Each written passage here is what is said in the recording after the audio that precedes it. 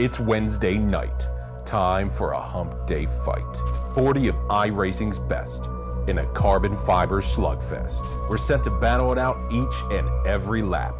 So grab your popcorn. This is Thunderclap.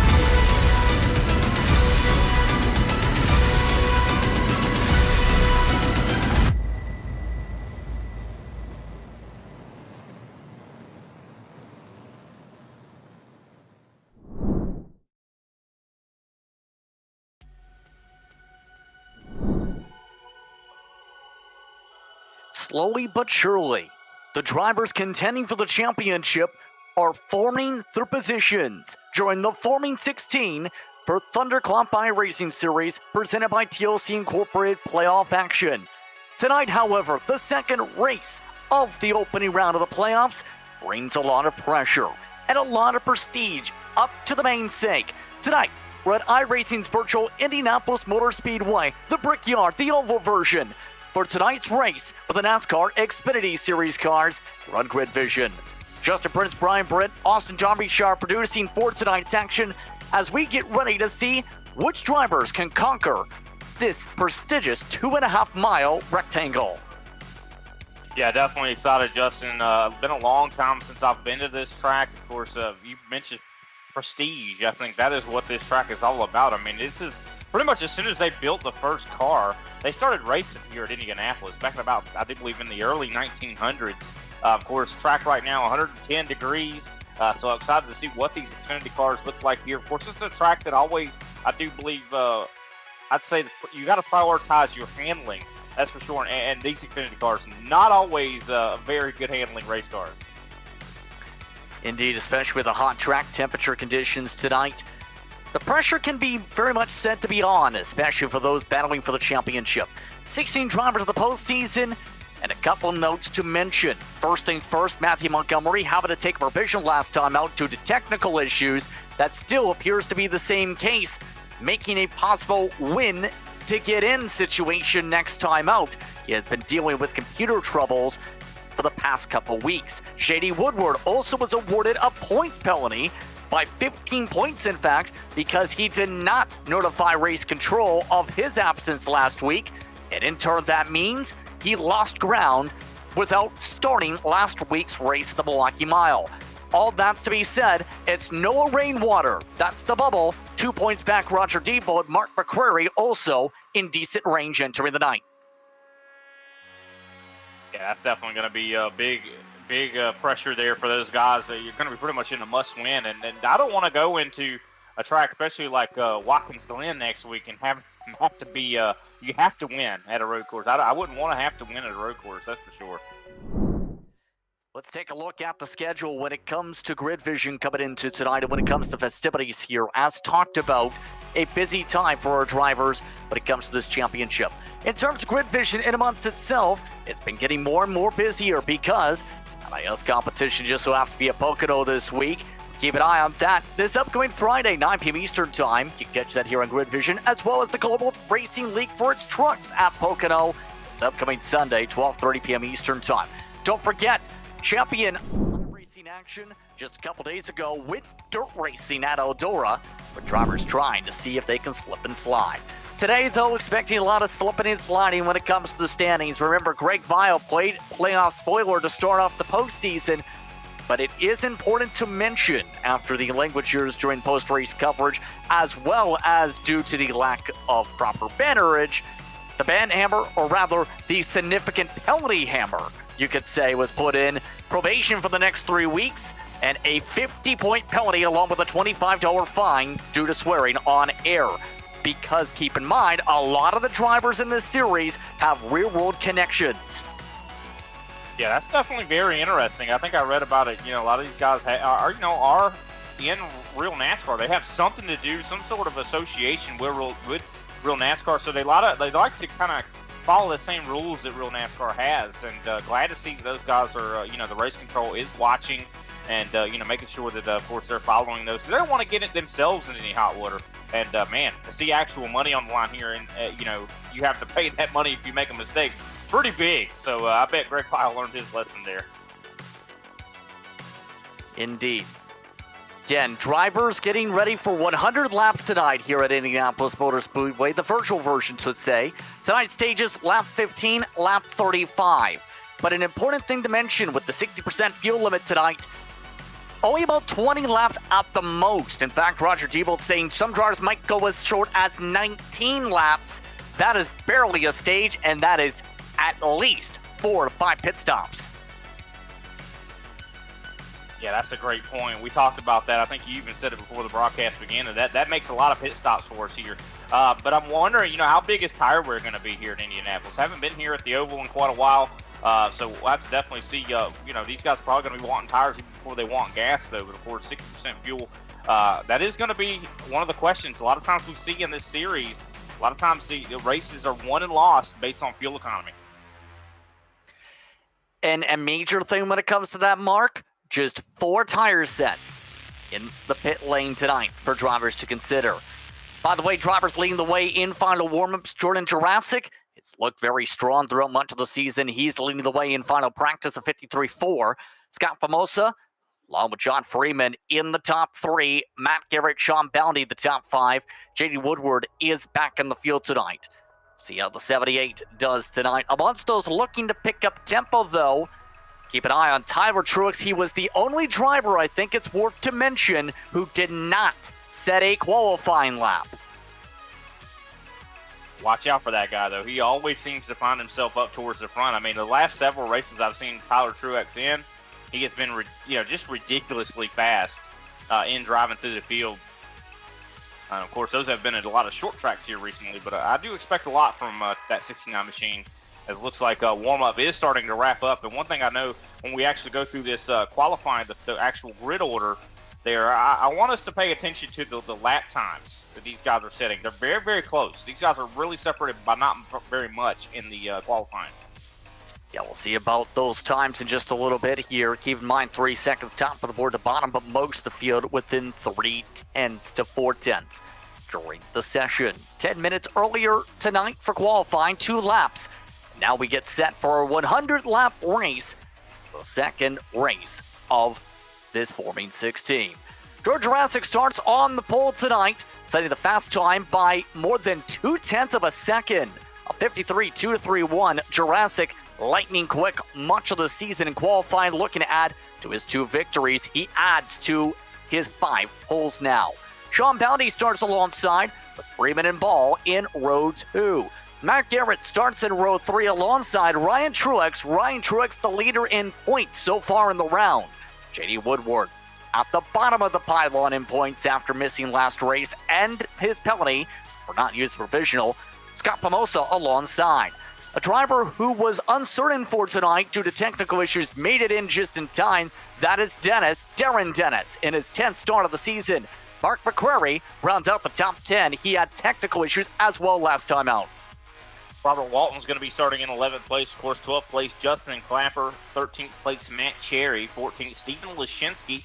15th, Roger Diebold. And, of course, he had a terrible race last week. Hopefully he gets a better finish this time. 16th, Greg McConey. 17th, Anthony Burleson. 18th, Robert Condon. 19th, Noah Rainwater. And rounding out the top 20 is Tommy Allen Jr.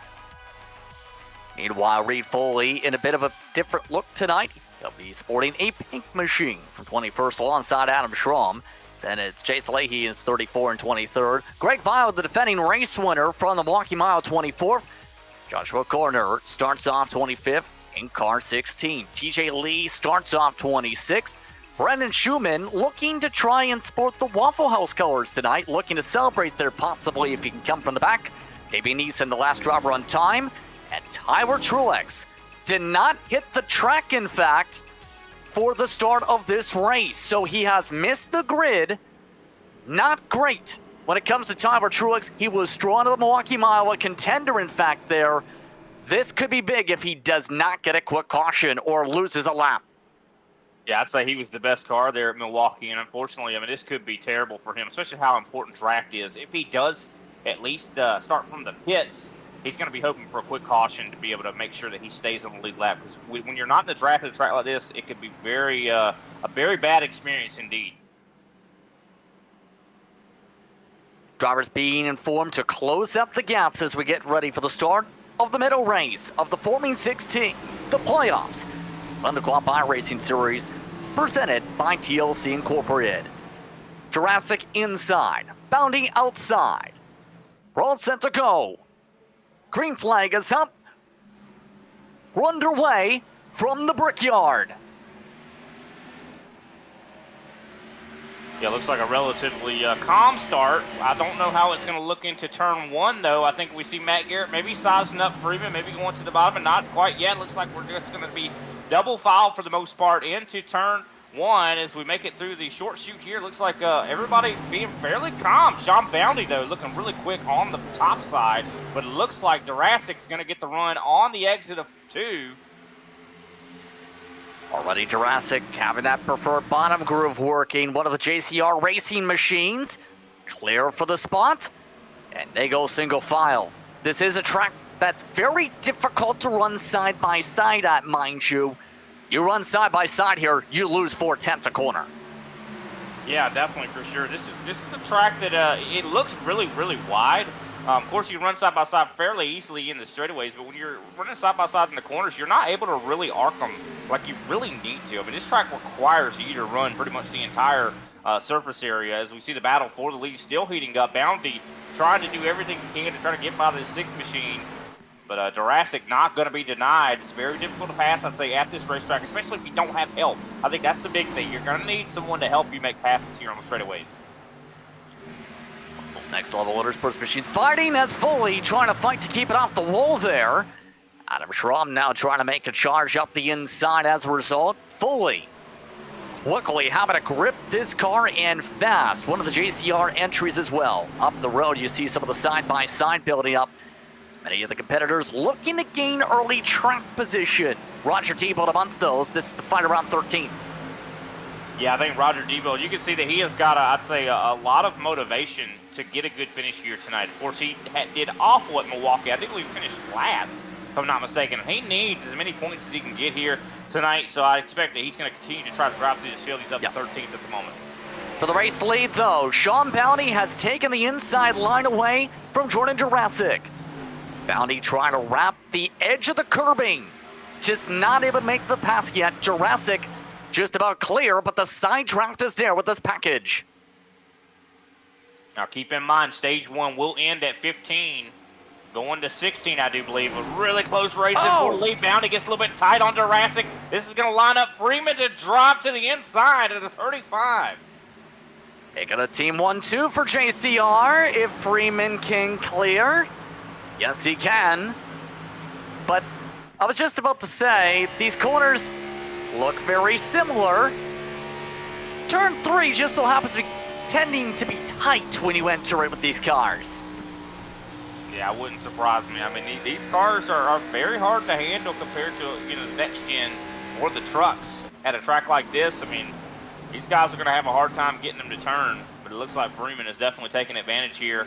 Jurassic able to defend. He's pulling away right now. He has about almost a little over a 2/10 of a second lead at the moment. Of course, all this battling that has been happening in the top 3 has brought Josh Ball as well into the picture. Ball currently holding on to the 4th position, currently 4th in the standings. There is a look at the 1 machine.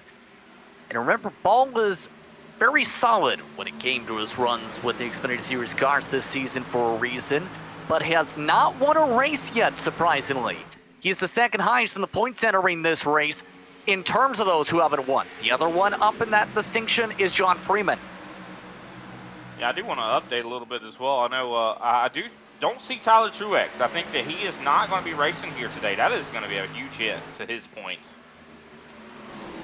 That likely going to make it a very much win situation for Watkins Glen next week as we keep an eye some of those towards the mid-pack. By the way, for those keeping an eye on the broadcast tonight, all your postseason drivers are in purple this evening. Those on the bubble, though, are in yellow. Mark McCurry's the highest running of the bubble drivers. Others who have a little cushion, like Greg McConey, trying to push ahead around drivers on that bubble, like Roger Tebow in 13th. Yeah, I also want to mention Justin Clapper. He's been one of the biggest movers thus far here in this race. Started in 12th place. He's already up to 8th right now. So he's up 4 positions. I wonder how many more positions you can get here in that 63. Now, that's an interesting thing to consider here when it comes to Clapper, because his best run all year, a 4th place, Worldwide Technology Raceway. But he's starting to get hot at the right time, the Rear Road NASCAR pit group member. A top 5 of the Milwaukee Mile, one of his best races by 4 consistency-wise, where he had to come from 23rd to get to the top 5 of the first place. Yeah, 100%. Also see Roger Debo, of course, starting to catch up quickly to I do believe, J.D. Woodward. I think a little while ago I saw McConey was actually behind Debo. Now Greg McConey's up to 12, so he's been moving forward as well, trending in the right direction. So a lot of guys, I think, are starting to struggle a little bit here, maybe as the tires start to wear. We always hear it time and time again. I think this track is definitely exemplifies that. Is the first 5 laps are detrimental to how the tires are going to wear as the run goes on. And I think that's what we're seeing right here. I think a lot of guys might have already scorched their tires early. J.D. Woodward amongst those already in significant trouble. See some of the side-by-side now with Foley. This is a charge. Rod Lachinsky, but 16th. But Woodward is dropping in quick. You know why? Check the rear deck lid. It is crushed on the right side. Lap 3, one of the short chutes. He smacked the wall on his own. That's enough to slow him down significantly. And for anybody who races on iRacing here, they can tell you, you pick up damage, bye-bye speed. Yeah, I'm also seeing a little bit on his right front as well. I mean, I think that he's got quite a bit of damage on his right side altogether here. So that is going to affect your aero, and this is an aero track. You have to have a clean car in order to be able to make speed here. Luckily, he can use the draft, but you can see clearly he's struggling right now. He's just not able to really suck up as much as other drivers are, and so he's going to definitely be wanting to get that repaired during these caution flags. I think he's just waiting on the end of the stage, Justin. Munstall's looking to take advantage. How about the charge from Foley so far? Not able to make the move quite yet. Foley amongst those who sacrificed his opportunity to compete in the postseason, remember. He picked up a dominant win a few weeks ago, but because he knew he couldn't make all the postseason races, gave up his playoff spot and just moved to a part-time schedule to complete this season, knowing he couldn't compete realistically for the championship. His last race, after all, was Worldwide Technology Raceway. Yeah, that's really good on him to do that. I mean, a lot of guys could have just wasted that position, but he was like, let me give it to someone that could actually do something with that playoff position. Here comes Steve Lachinsky. He's going to be trying to get by J.D. Woodward as well here. Woodward just struggling. You can see that he does not have very good handling as well right now. Something is causing him a very loose condition on the entry of the corners too, so it could have even caused some suspension damage. But it's very easy to hit the wall at this track. I mean, I can definitely, I haven't been here at this oval in quite a while, but I do know that if you don't hit these corners just perfect, you're going to hit the wall. It's bound to happen. By the way, you may notice the lead group has gone from about a 4 to 5 car train to 3. Because while we were looking at the decrease of speed for Woodward, guess who also hit the wall? The 1 car of ball, right rear quarter panel, and fender also crushed in. The difference? 0.2 a lap because that rear fender.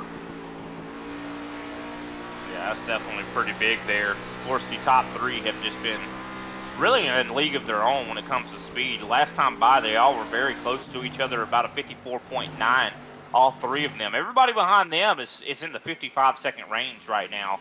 So we're seeing that they are separating themselves above the rest at the moment. And A lot of other guys are going to be, like, if they have anybody behind the, I'd say in the crew chief or spotter role for them tonight, they're watching these top three, and they're trying to figure out what they're doing right and trying to tell them, hey, you need to be doing this. In terms of those at official capacity, for those curious, just one. Todd Lee with TJ Lee. TJ Lee is currently up 8 spots in 18th position. There's a look at the 46. This time a little bit of a more bluish look to his Chevy Camaro. Yeah, this is a good track to have someone behind the, behind the pit box kind of helping out. On board, keeping an eye from the bubble cam. TJ Lee amongst those who is not in the postseason argument, yes, but is also one of those doing very well compared to those who are not in the postseason. It's for the highest up with that distinction so far tonight already. He's also your biggest, pardon me, I was about to say he's your biggest mover in positions too now. How about that? Definitely good job to him, TJ Lee. But I wanted to look at here the top 8. All playoff drivers. You love to see that. Just nothing but purple there up in the top 10 pretty much, except for McCrary, who's in 9th. I think actually McCrary is as well. He's just a bubble driver. It's worth noting just about the entire field staying fairly close together. Top 25, about 14 seconds. D-Bold, really hard to the inside. Usually don't expect too much snaking with the Xfinity Series cars, but what do you say when it comes to the draft? Gotta tell, some drivers know the importance. Oh, it's definitely really important. You see this at a lot of tracks like this, like Pocono, big tracks to where you do, have these corners, and you want to try to break the draft so that guy can't really catch. There's two schools of thought to whether that actually works. I think it does, but I think it just depends on the distance they are from you in a lot of ways. Indeed, as we're currently approaching 3 to go in the stage, by the way. Zip away quickly towards that 1 to go presented by Aura Productions for stage 1. Jurassic has led all the laps so far.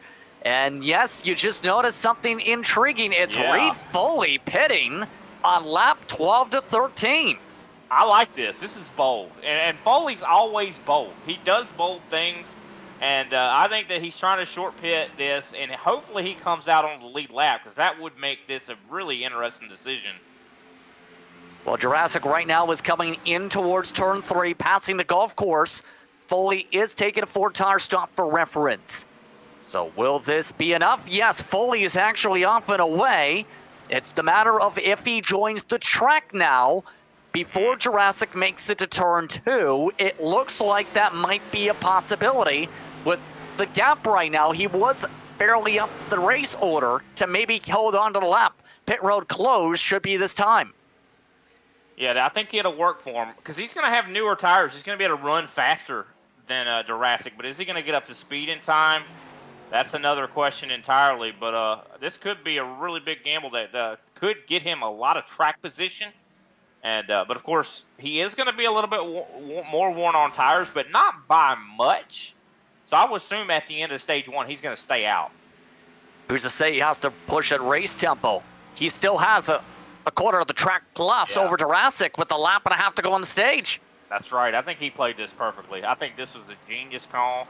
Of course, it might not work out for him, but I love that he was willing to do it. I mean, that he was like, I'm not really in the points contention. I'm just out here to try to get a win. And that's a bold move to try to get it done. 1 to go this time by in stage 1, presented by RL Productions. Jurassic really setting sail to close out the stage, more than a second up over his teammate Freeman. Bounty Ball Garrett still holding on their top 5 positions.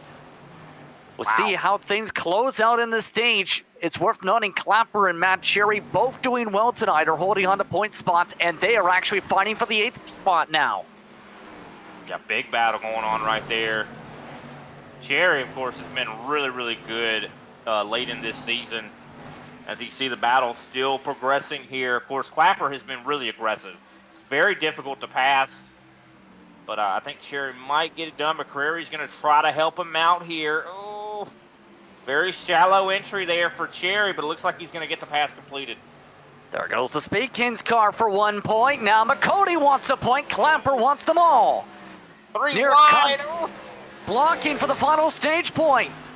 Green-white checker getting ready to wave. Jurassic holding off Freeman and Bounty. The final stage point still up for grabs. It's Dennis who gets the edge of the stripe of the yard of bricks, bumping Clapper for the points. Wow. Man, what a race there for that for the edge of the top 10. And I want to take a look at Jurassic too. I mean, this guy was about a half a second faster than everybody else there. But man, what a race there for the stage 1 finish. So our first Eagleswood Creations caution flag. This time for the end of stage 1 is Jurassic, Freeman, Bounty Ball, Garrett, Mimosa, Ryan Truex, Cherry, McCrary, and Dennis. And the top 10 to end off the stage. More coverage coming up right after this. You're watching Grid Vision.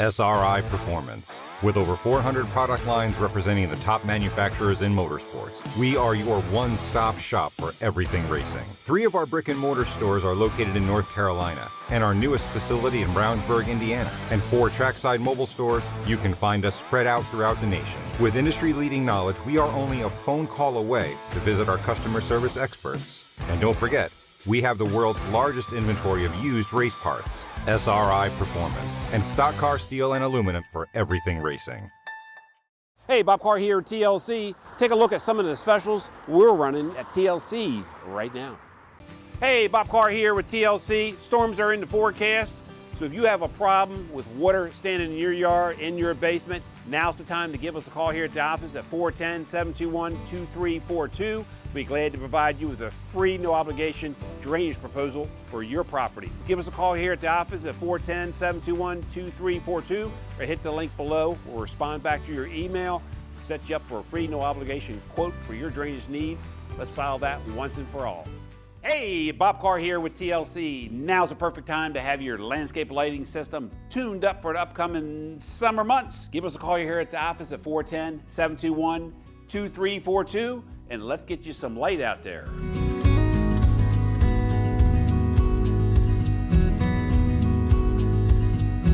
Hey, Bob Carr here with TLC. Hope you guys are enjoying this race.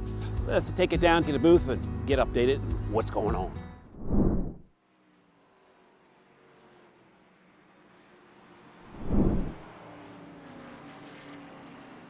Welcome back, everyone, to tonight's action for Thunderclap Racing.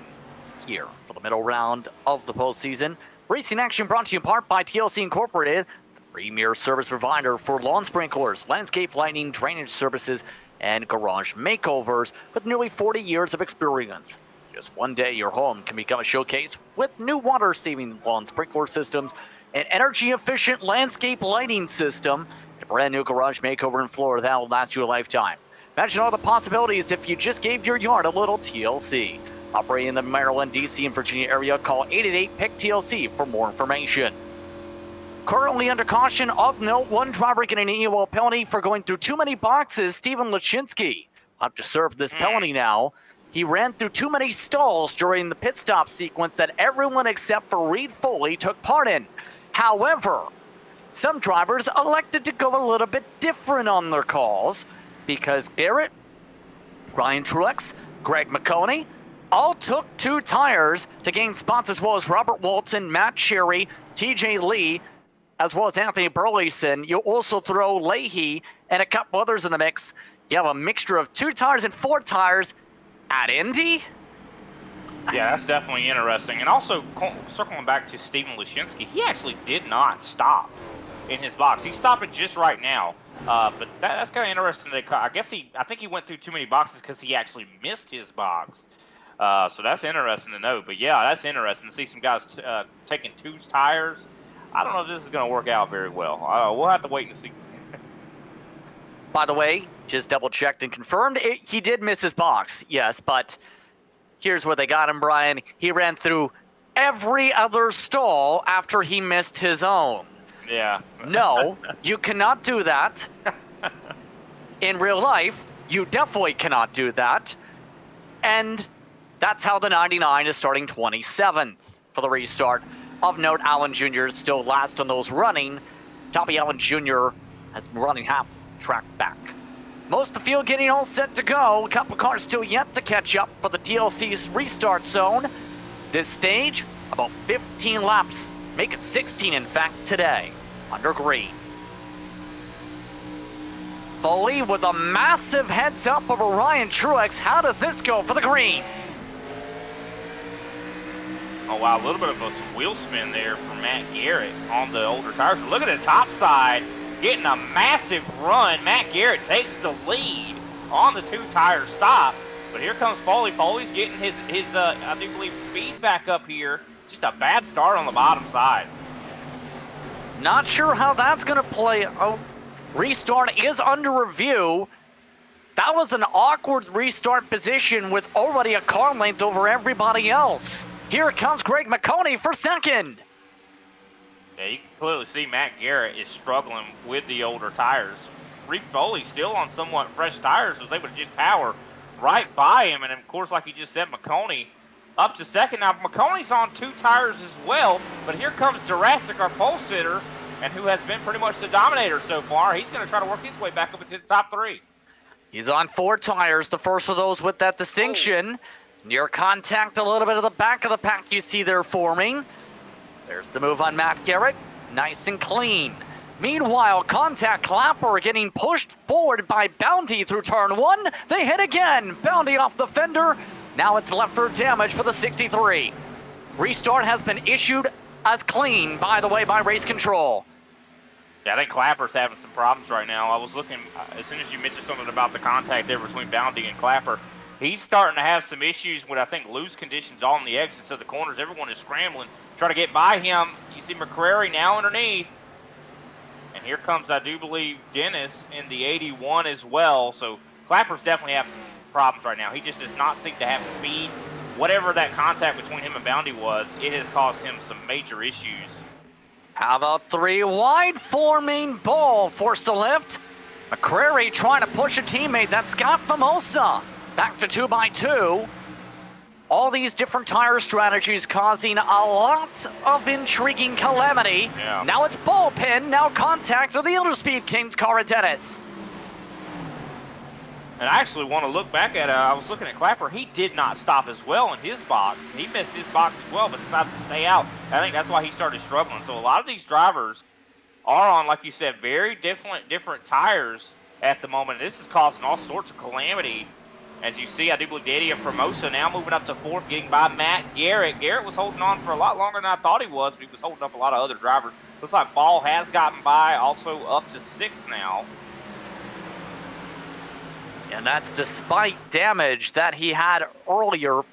He still hasn't repaired it. Foley, by the way, still holding on to the advantage by 0.8 of a second. Interesting thing's going to be how long this gap stays. Well, not too long. It's already down an extra 10th, that sentence. Yeah, I mean, looking at it right now, every circuit, Jurassic has been about half a second faster. So even though Foley's on about a lap and a half older tires than everybody else right now, or at least older than Jurassic has been just plain fast. Nobody has really had anything for him so far here tonight. So I do expect he's going to come up here and probably pass Foley by pretty quickly. But I am looking at the lap times there for Bounty. Bounty's looking quite quick as well. Last time by, he was about 0.2 faster than Jurassic. Because he also took 2 tires, mind you. Also, Jurassic has a lot more dirty air this lap compared to what Bounty's dealing with. Speaking of that fight for the race lead, it's down to under 0.2. Coming around 11 laps to go on the stage. How does Jurassic play this? The corner speed is massively different already. There we go. There's the look for the short shoot. Yeah, I don't think Foley has much of a choice. I think he's just going to have to give up this spot. And unfortunately, he's going to have the 35 coming up as well.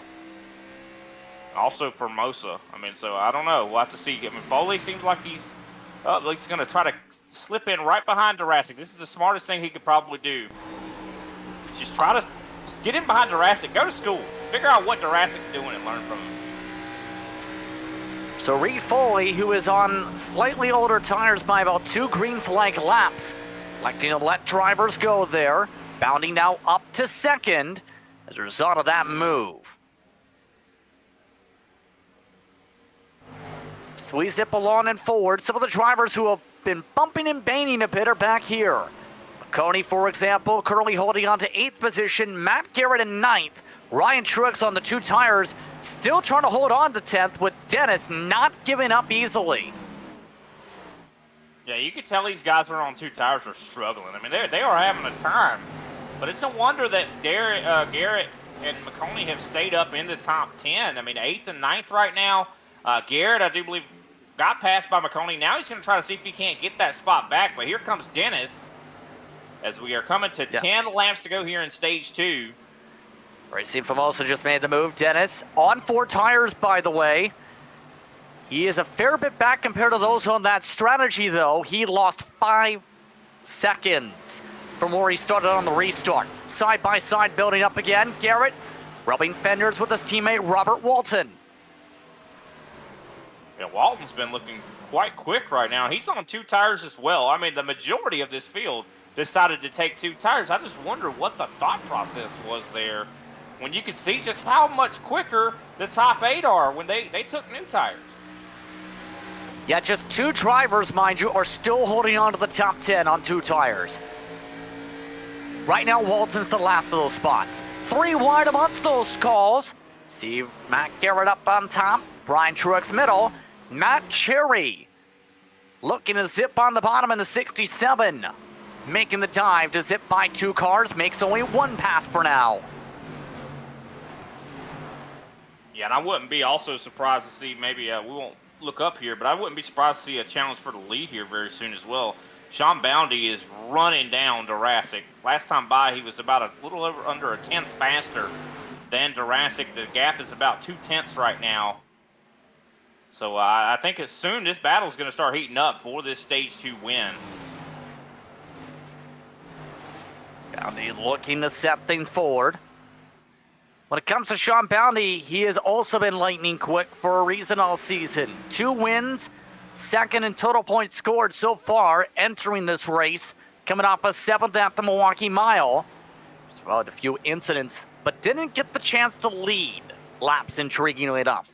Went to Talladega and Martinsville, the biggest of small tracks on the NASCAR circuit, mind you. Keep in mind, Sean Boundy's the Xfinity champion in this series. I mean, he knows how to wheel these cars around. And I think he's showing it right now. But, of course, Jurassic, he's a tough customer to beat right now. Last time by, Jurassic was actually a little bit faster than Boundy. One thing that I've noticed at big tracks like this, it doesn't seem to matter what stock car we're in. The closer you get to the back end of the car in front of you, the worse that car handles. And that's the dirty air. So you're seeing that right now from Boundy. Boundy was slower that last time by because he was closing in on Jurassic. And once you hit that bubble of dirty air, it starts to make that car not handle well. That's been the case for a long while with this package. Always so tricky to be able to time it up well on these runs. But it's always been so tricky to drive in these cars in the first place. It's because it's so line sensitive, aero sensitive, but also throttle sensitive. Ball's a good example. Just had to lift off the throttle or prevent the contact there in that situation with McCrary. And you almost have to be in the spot where in cases like this, you have McCrary saying, go ahead, I know you're faster. If you don't have a driver who wants to let you go like this, it is very tricky to pass. Yeah, for sure. Definitely. Oh, it very much is. And that dirty air also, impacts your tire wear as well. So luckily, Ball, McCrary let Ball go in that situation there. Not a lot of drivers will do that. So good on McCrary to do that for him for sure. And it looks like a lot of these drivers have been doing well. I don't know. The top 8, very, very quick right now, but still quite a separation. I'm surprised. You can definitely see that a lot of these guys are not used to the Indianapolis Oval here as we're closing in, I do believe, on 6 laps remaining in stage number 2. This stage flying right on by. And, of course, Jurassic in control, and he's been in control for the majority of the race thus far. Still keeping forward. Lots of time to be able to consider things. We've seen how things play out with Dennis with damage. We've seen how drivers on the 2 tires are playing things out. It's getting interesting for around 10th because Greg McConey, led by Robert Walton, felt Walton was quicker. Here's the thing. Matt Cherry now has a chance to potentially take away a stage point from him. How does this play out is going to be the interesting question. Keep in mind, these are teammates for Next Level Motorsports in line for 10th and 11th. I think Matt Cherry's got the speed to get by McConey here and probably Walton. I mean, looking at his lap time, 56.1 last time by versus Walton, 56.7, McConey, 57.1. So, I mean, he's a second faster than McConey right now. I mean, he just got to get by him. And also, you know, Ryan Truex not far back either. He's much faster than these guys as well. Look at that, some blocking going on. Well, so much for working together a bit there. Matt Cherry still gets inside. We'll see if McConey makes this easy or difficult. Looks like the answer is difficult. How about a squeeze down below that first line for a moment? This time, Cherry just about clear. Yeah, that's one thing you can definitely do to prevent someone from trying to pass you here. I mean, this track, as I mentioned before, it's all about getting that arc through the corner. If you pinch someone down when you're side by side through the corner, they can't get that power down on exit. Caution, trouble, 21st place, it's Justin Clapper. Massive crash, Greg Vile also involved. Damian Neeson also wrecked in turn 2. And Greg Vile spins it into the wall a second time. Adam Schramm also with significant damage. Caution is out. And Neeson is missing his hood. Also, the 2 of Adam Schramm missing his hood. Man, there's a lot of damage right here. Remember, Greg Vile on 3 race probation. This wasn't an intense battle for 21st. That Vile had just made the pass, and you've seen the result in the next section. And you see the 24, Neeson came in really, really quick and just got into Schramm. Man, unfortunate to watch that again here. And you see they had a little bit of contact in 1, and then it looks like Clapper got tight and kind of clipped, I'd say, the left rear of Vile on the entrance to 2. And a little bit of even contact after the fact there. I don't think these guys are happy with one another. That adds even more damage for good measure. But under caution, here's another viewpoint again. Vile had just attempted to make the pass the previous corner. And this ends up being our first major incident of the day. Neeson nowhere to go. Yeah, Neeson just got creamed. Or he did the creaming, but I mean, his front end is going to be complete. I'm surprised he's still even running right now with how hard that hit was. First Eagleswood Creations caution flag of the night. Your one-stop shop for your laser engraving needs, from wood to acrylic, custom signs, earrings, keychains, coasters, and much, much more. Located in West Creek, New Jersey, but shipping nationwide. That's going to be purchased, custom made via Etsy or through the website eagleswoodcreations.com. Follow them today on Etsy, Facebook, and at Eagleswood Creations on Instagram. So 1 lap shootout looking like the indicator. Race control has indicated this is not the stage end here. Half the field pitting, half the field not pitting under this caution. That's interesting. I don't know. I mean, I guess you can see Jurassic what his priorities are to try to get the stage points. We'll have to see how this all turns out. I mean, those guys that just did pit, I think they're just going to have about 1 lap older tires when everybody comes down at the end of this stage. So this is definitely going to be curious. And if this is a 1 lap shootout, this is going to be nuts. This is going to be crazy right here, guys. I think that's an understatement with how this could play out here. Jurassic Bounty, Famosa Ball, McCrary, your top 5. With the pit stop calls, TJ Lee is now the last driver of the top 10. But Noah Rainwater, one of the last drivers to stay out and is on 2 tires, is in 11th. Everyone who just pit in terms of the postseason drivers, 16th on back. Foley's the first of those who just pit. So that's going to be the major trick, is what's going to happen in about once the other side of the stage comes, this field likely going to be flipped over for the sake of stage point. And I'm a little scared. I'm a little worried about Cherry, McConey, Lee, and Rainwater, because they're on 2 tires, and of course, you know, that wouldn't have been a problem before when they didn't have as much wear on their tires, but now they have an extra 15 or so laps. I think we're going to see some wheel spin, major wheel spin from those guys that are in 8th, 9th, and 10th, and 11th. I think that's going to be a major obstacle, and you got to think we got all these guys that are behind them that are on new tires. This is going to be a recipe for disaster. So it looks like it's confirmed. 1 lap to go for the stage. When we get going, we'll get the 1 to go presented by Auto Productions for stage 2, then get the green and white checkered.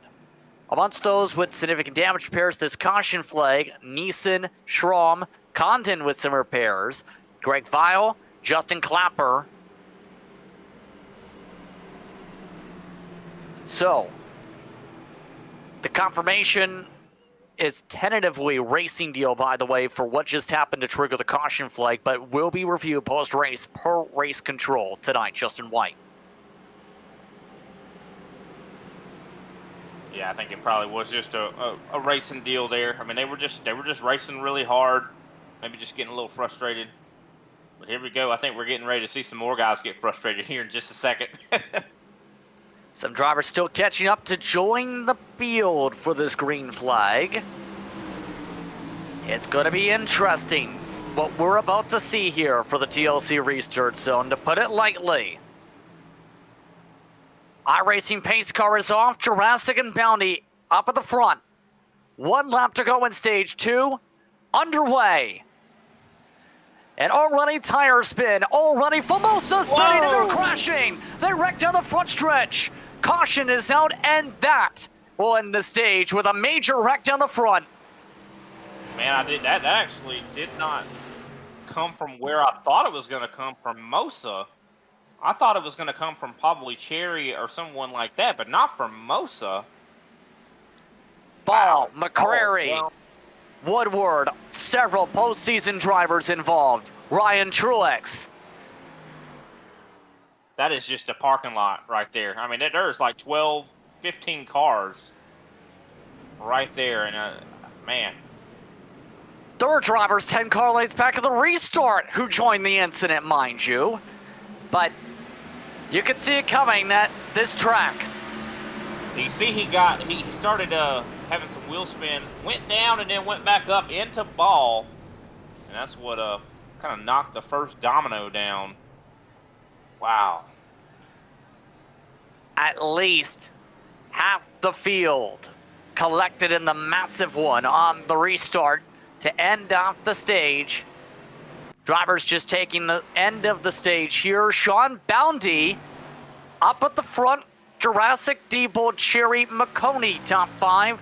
Dennis, Lee, Rainwater, Lachinsky, Foley, top 10 at the time of caution. Lots to unpack. Lots of demolished race cars. Before we step aside here, Brian, quickly your thoughts on how this now goes with about half the field with damage. Well, we talked about it as well earlier about if you get damage in a track like this, it's very hard to succeed and get that car up to speed. I think that's going to be the case. I think the aero is so important here, and a lot of guys, I think their chances to win this race have just ended. I think half the field is probably going to not have a chance anymore. The drivers without damage around near single digits. We'll take a break and report the count after this.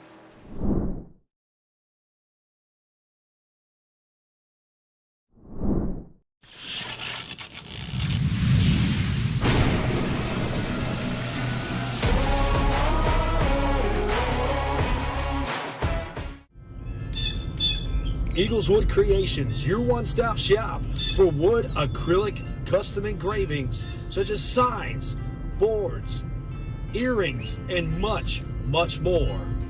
You can follow them today on Facebook, Instagram, or you can check out their website, eagleswoodcreations.com. TLC.com.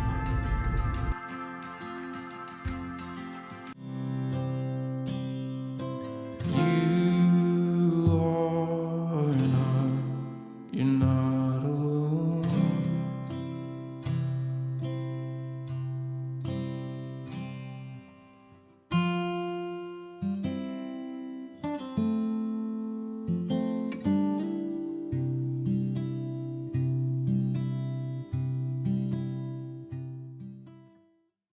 Hey homeowners, you going to drag your hose through the yard in 2023?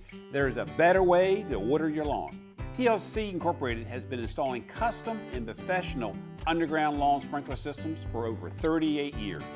Our team would be happy to come out to your property at your convenience and provide you with a free, no obligation quote for a new custom underground lawn sprinkler system for your home. No more dragging the hose, no more dry and dusty patches in your yard. Our smart lawn sprinkler systems will efficiently provide water to your lawn all season long with a healthy green grass from your front yard to your back. Click the blue Learn More button below and the team at TLC can start building the perfect lawn sprinkler system for your home right away.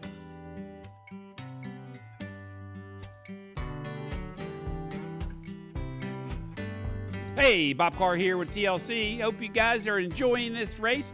Let's throw it back to the guys in the booth.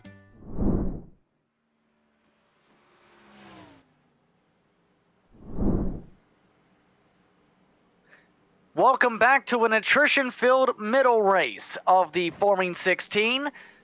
It has now formed into a race of attrition here at the Brickyard. Tonight's action brought to you in part by RL Productions, a Baltimore-based national video marketing agency specializing in video marketing solutions and commercial advertising. RL Productions offers custom brand strategies tailored to your company or organization's unique goals with in-house level attention to detail. RL Productions also offers complete international event solutions for your conference and convention needs with both on-ground and live-stream production capabilities. Visit rlproductioncrew.com to turn your expectations into real-life productions. Coming up to that one to go in the stage brought to you by RL Productions, all but 6 drivers now seeing themselves the Damage Club. We're underway for stage 3, and they have now delayed the green because there were 4 cars not caught up, and here is something you should notice. It is Leahy who's in control of the field, not Boundy. Leahy electing to stay out despite being in the incident. I don't know. The green flag did just come out for like a split second. I think Bounty might have gotten in front of him when the delayed green. That's kind of an interesting way. They should have delayed it before then. But no, I think Leahy is still in control. But that was kind of an odd thing to where the green flag did fly for a split second. So, here's the body count, or rather the car count of those involved who are now either out or still getting repairs done. Freeman, Woodward, McCrary, Walton, Corner, Neeson. All drivers who had significant damage repairs still on their race cars. Freeman just joined back to the racetrack. McCrary is still out of the race. So was Woodward for a moment. He popped back on the racetrack and then jumped back to the pit lane after coming onto the racetrack. Amongst those also with damage from that in the playoffs, Ryan Truex, he entered the night topping the categories in points, damage, rainwater, repairs to his car. He's currently 13th. You also throw Matt Garrett in there as well. Scott Famosa back at 20th, also a significant name amongst those significantly damaged. Let's try this again. Coming up to 61 laps to go. A modified leads us to the green this time. Black flag for ball on track. We're back underway in what has turned into a wacky one. Yep, definitely has. I see ball jumped in front of everybody and it came down pit road. So that was a pit road infraction for pitting. I do the pass under yellow. Boundy takes the lead early here. You see Leahy, yeah, he's definitely struggling. Not a lot of speed in that car. Here comes Jurassic to the inside. I expect Leahy's going to fall back quite quickly. Back to where all the... Oh, Jurassic a little bit loose off of turn 2. Woodward coming back onto the racetrack right as the leaders pass by. Depot able to clear on by. Woodward trying to let them on by. So top three able to get by cleanly. So we'll see how this now goes. After all, on fuel, on paper, it's a two-stopper with fuel save. Now you mix in modifieds to deal with. And we have a wreck down the straightaway. It's ball. No caution, we stay green. This was after serving his penalty for passing the field. What was he doing? So something he just indicated broke on his steering or was sequential gearing. We stay green. He's in 19th. Yeah, that was definitely odd right there. I don't know what the heck was going on there, but McConey, of course, getting by Leahy. Leahy continuing to drop through the field. Now Greg McConey up to that 5th place position. We've got to keep in mind, I think Greg McConey in dire need of some points. I know that he was one of the guys that was below the cut line for the cloudy 12. So he's going to definitely be looking forward to this 5th place if he can just continue to work it and continue to work his way forward. Oh, and bad news for Ball fans. He is out of the race. Race control has DQ'd him for that maneuver down the back straightaway. The 1 is out of the race. That's definitely very interesting. I'd love to hear why they did that. I mean, I know he did come to a stop, but if it was a malfunction, I'm curious. Either way, Boundy up at the point. 0.8 of a second in clean air. Jurassic and Debo. Then it's Cherry and McConey. Then you have Leahy. Then you pick up drivers with some damage like Dennis. For a lot of drivers, a great night for points, and now it's Dennis saying he needs to pit. So does J.D. Woodward. What in the world? Yeah, this is just, I'll tell you, it turned into a race of horrors. I'd say a nightmare race for some of these drivers out here. Things have went from being relatively calm to just all heck breaking loose out here. I mean, you see Dennis coming down pit road. I mean, he's lost a ton of spots. And as you mentioned, Woodward coming down as well. I wonder if maybe just things are breaking on these race cars after getting damaged. Well, we've already seen the patience break on some drivers. We'll see how things break down here in the battles for, say, 4th. Also amongst those looking to pull ahead, Foley, who tried different strategies to gain track position. He's able to get to 10th, but picked up damage trying to get through the massive one to his rear end, so he's amongst those significantly wounded. By the way, confirmation is in on the reasoning for the ball. End of race call. Race manipulation and not following race control rules and commands has ended his night. J.D. Woodward has also parked it for the night. Glad they clarified on that for sure. I'm still watching this battle here for 4th place. Matt Cherry and McConey. You can see McConey's trying to push Cherry into the corners a little bit faster than I think he wants to go. That's a really big, very, very valid strategy at a track like this. To kind of push them into the corner a little bit faster than they want to go and make them burn their tires up as well. And when they're going a little too quick, they also go up the track a little bit more and maybe present you an opportunity to pass. I think that's what McConey has in mind right now. I mean, if you're in this race right now and you had 3/4 of the field significantly damaged, how do I put this? What's going through your mind simply in this case? Because just don't hit the wall, kind of is going through my mind, and you get a top 5. 100%. I mean, you know, you look at a guy like TJ Lee. I mean, he's looking really strong right now in the 46 machine. He's followed behind, of course, by Steven Lashinsky. He's up in 6th. I mean, this is like these guys are winning the lottery right now because, I mean, half their competition is gone. So if you just kind of keep it clean, you're going to get a good finish. And but a lot of times when you're a racer, Justin, I don't know if you could probably speak to this. When you're a racer, there's not anything, you know, you're not just going to put your head down. You're like, oh, no, I'm out here to win. I mean, the confidence level definitely goes up when you're one of the few clean drivers left in terms of cars in that circumstance. It goes way down when you join the list of those damaged. Hearing a lot of craziness is going on across the field, by the way. Amongst those in that pack, Allen Jr. has a clean car, but has been struggling all night. It's worth to talk about. The 28 machine is 16th. He's got one of the few clean cars left. He was running as far back as half a track earlier. It's Tommy Allen Jr. and the Sad Boy looking to try and charge ahead. It's a reference to the hood sponsor, by the way.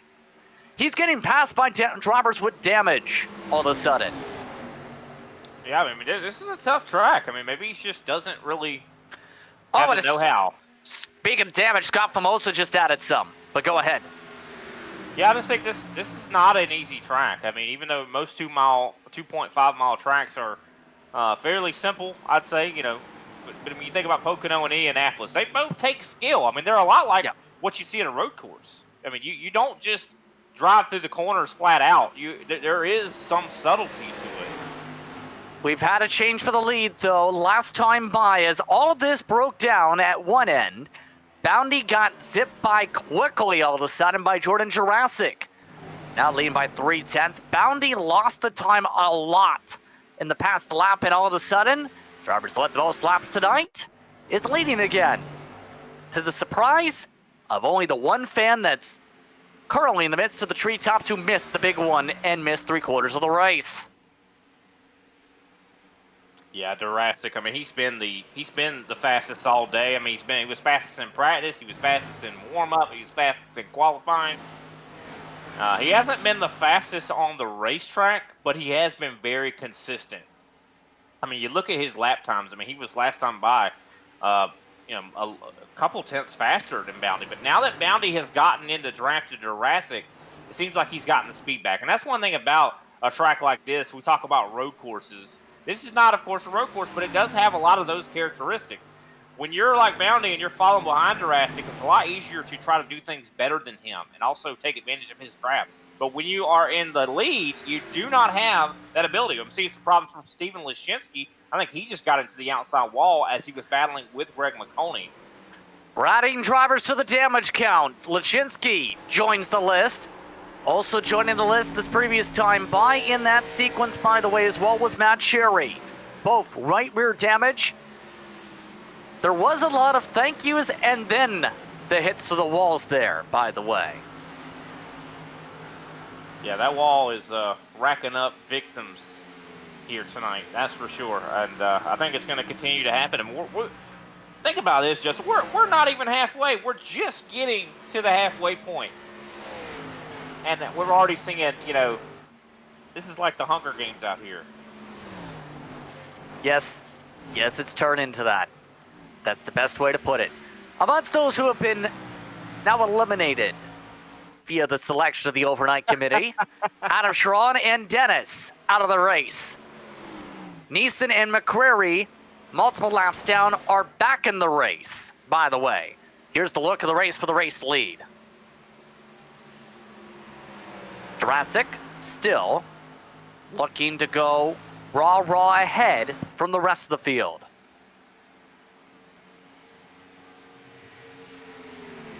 Yeah, for the most part, though, everybody being relatively calm. I still look back at 28, Tommy Allen Jr. in 16th. He is battling with Schumann now. He's moving up to, I do believe, the 15th position.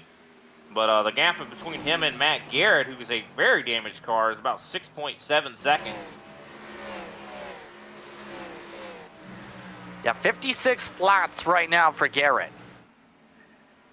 Amongst those who picked up some damage but has been running towards the back grouping, currently behind Allen, last of the lead lap, by the way, Brandon Schumann. It's not been working out great for the Waffle House car. We'll say, decent food. Looking for a lot better run here. He's up 11, however, with the attrition.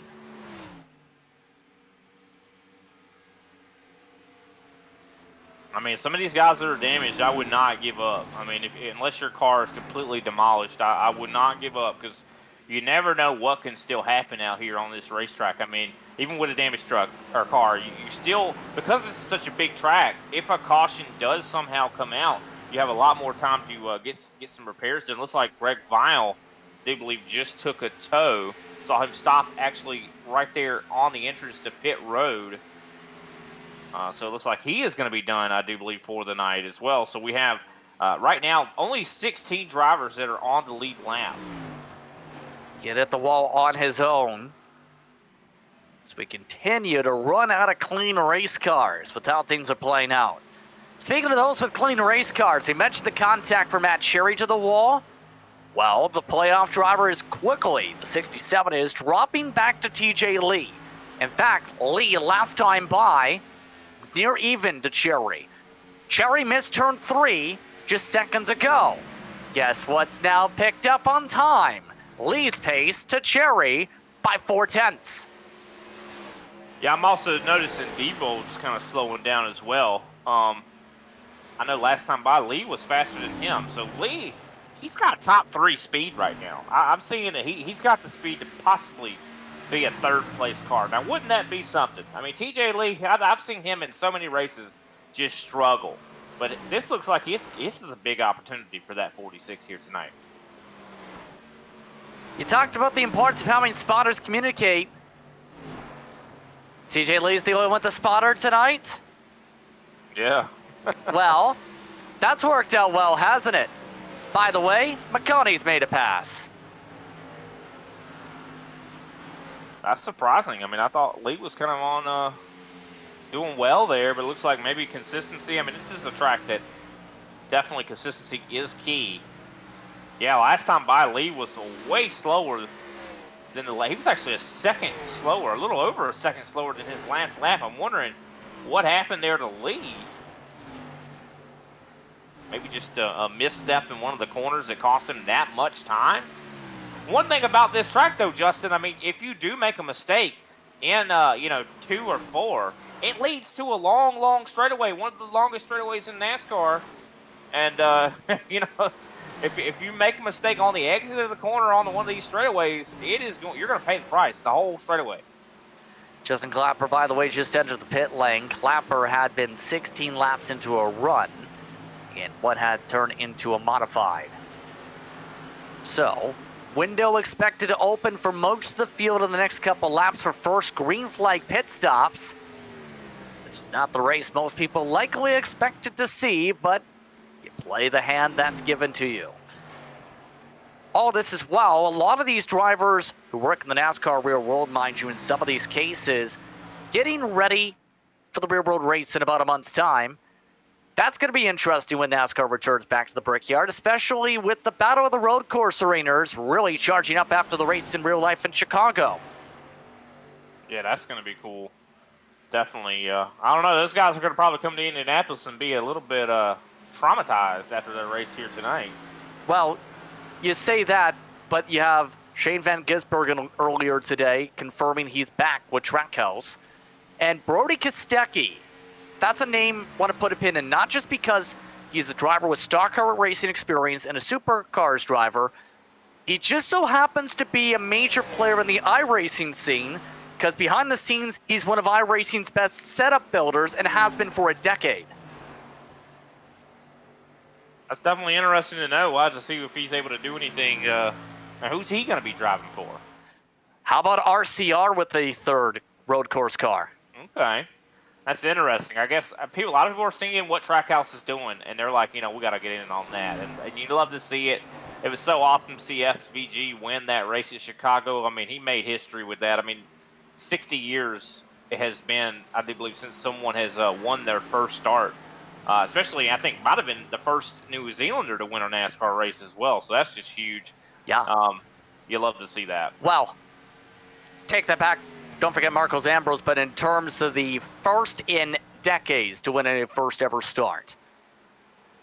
A lot of firsts with him, that's for sure. Still keeping an eye on things playing out with the window opening up in the next couple laps. Jurassic and Bounty have now pulled away by 5 seconds over Diebold. Leahy has opened up the leader pit window, by the way. Leahy amongst those who stayed out for track position. No TV panel, no problem. And because it's virtual, no issues with the fact his fuel canister area has been completely crushed in like a ball. Yeah, I know. In real life, if you damage that part of the vehicle, sometimes you can't fuel the car. So luckily, we are in the virtual, scene here. Jurassic, I tell you, has been on another level. I just don't. He has been so fast, and Diebold, I just don't know what's going on with this car. Is he damaged? Because usually Diebold's the guy that's really good on the longer runs, but last time by, he's about a second slower than Jurassic. That is a huge difference in lap time. And Boundy even. I mean, Jurassic is on another level. I mean, he was 4/10 faster than Boundy. That is huge. For pit stops, Burleson, Rainwater, Condon in. So all of them come in a row with Schumann also. But to answer your question with Diebold, as Schumann nearly knocks into the middle pit barrier, there is a small bit of damage because if you squint in closely, you'll see hood pins, for example, scrapes maybe even on the hoods of some of these cars. Not so much if you're Jurassic, who's kept it clean. If you're in the case of Diebold, guess what? The entire front grille is crushed in, has scrapes, air going in underneath 2 of the hood pins, and a clip on one of the fenders. One of the drivers looking about to pass him, Matt Cherry, coming in for a scheduled pit stop. Yeah, also Boundy has come down pit road as well. Ryan Truex is also coming in this time by. And now this gets tricky for their fuel strategies, keep in mind. Because if they go 20, they are still an estimated too short. They might need to save a bit. Yeah, and it's going to be a lot harder to save as well with the way, there's not as much drafting opportunities on the racetrack as well, especially if you're a clean car. There's not as many drivers left. I mean, you see half the field's pretty much annihilated. There's not a lot of opportunity to save a lot of gas, and this is not the track to really be off the throttle. But it looks like Jurassic coming in to pit as well. Looks like Diebold's going to stay out maybe another time here. I mean, do you blame him? He talked about the numbers with us specifically himself. He knew the need for that. And he's clutch and coasting. Jurassic was not. So there's a massive difference on philosophy on if it goes green versus if it doesn't. Diebold's coming in this time. He's just indicated with Jurassic now in the box.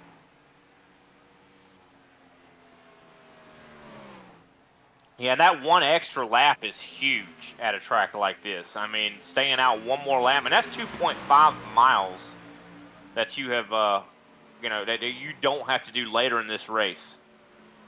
So this is going to be interesting. I mean, it seems like. Oh, go ahead.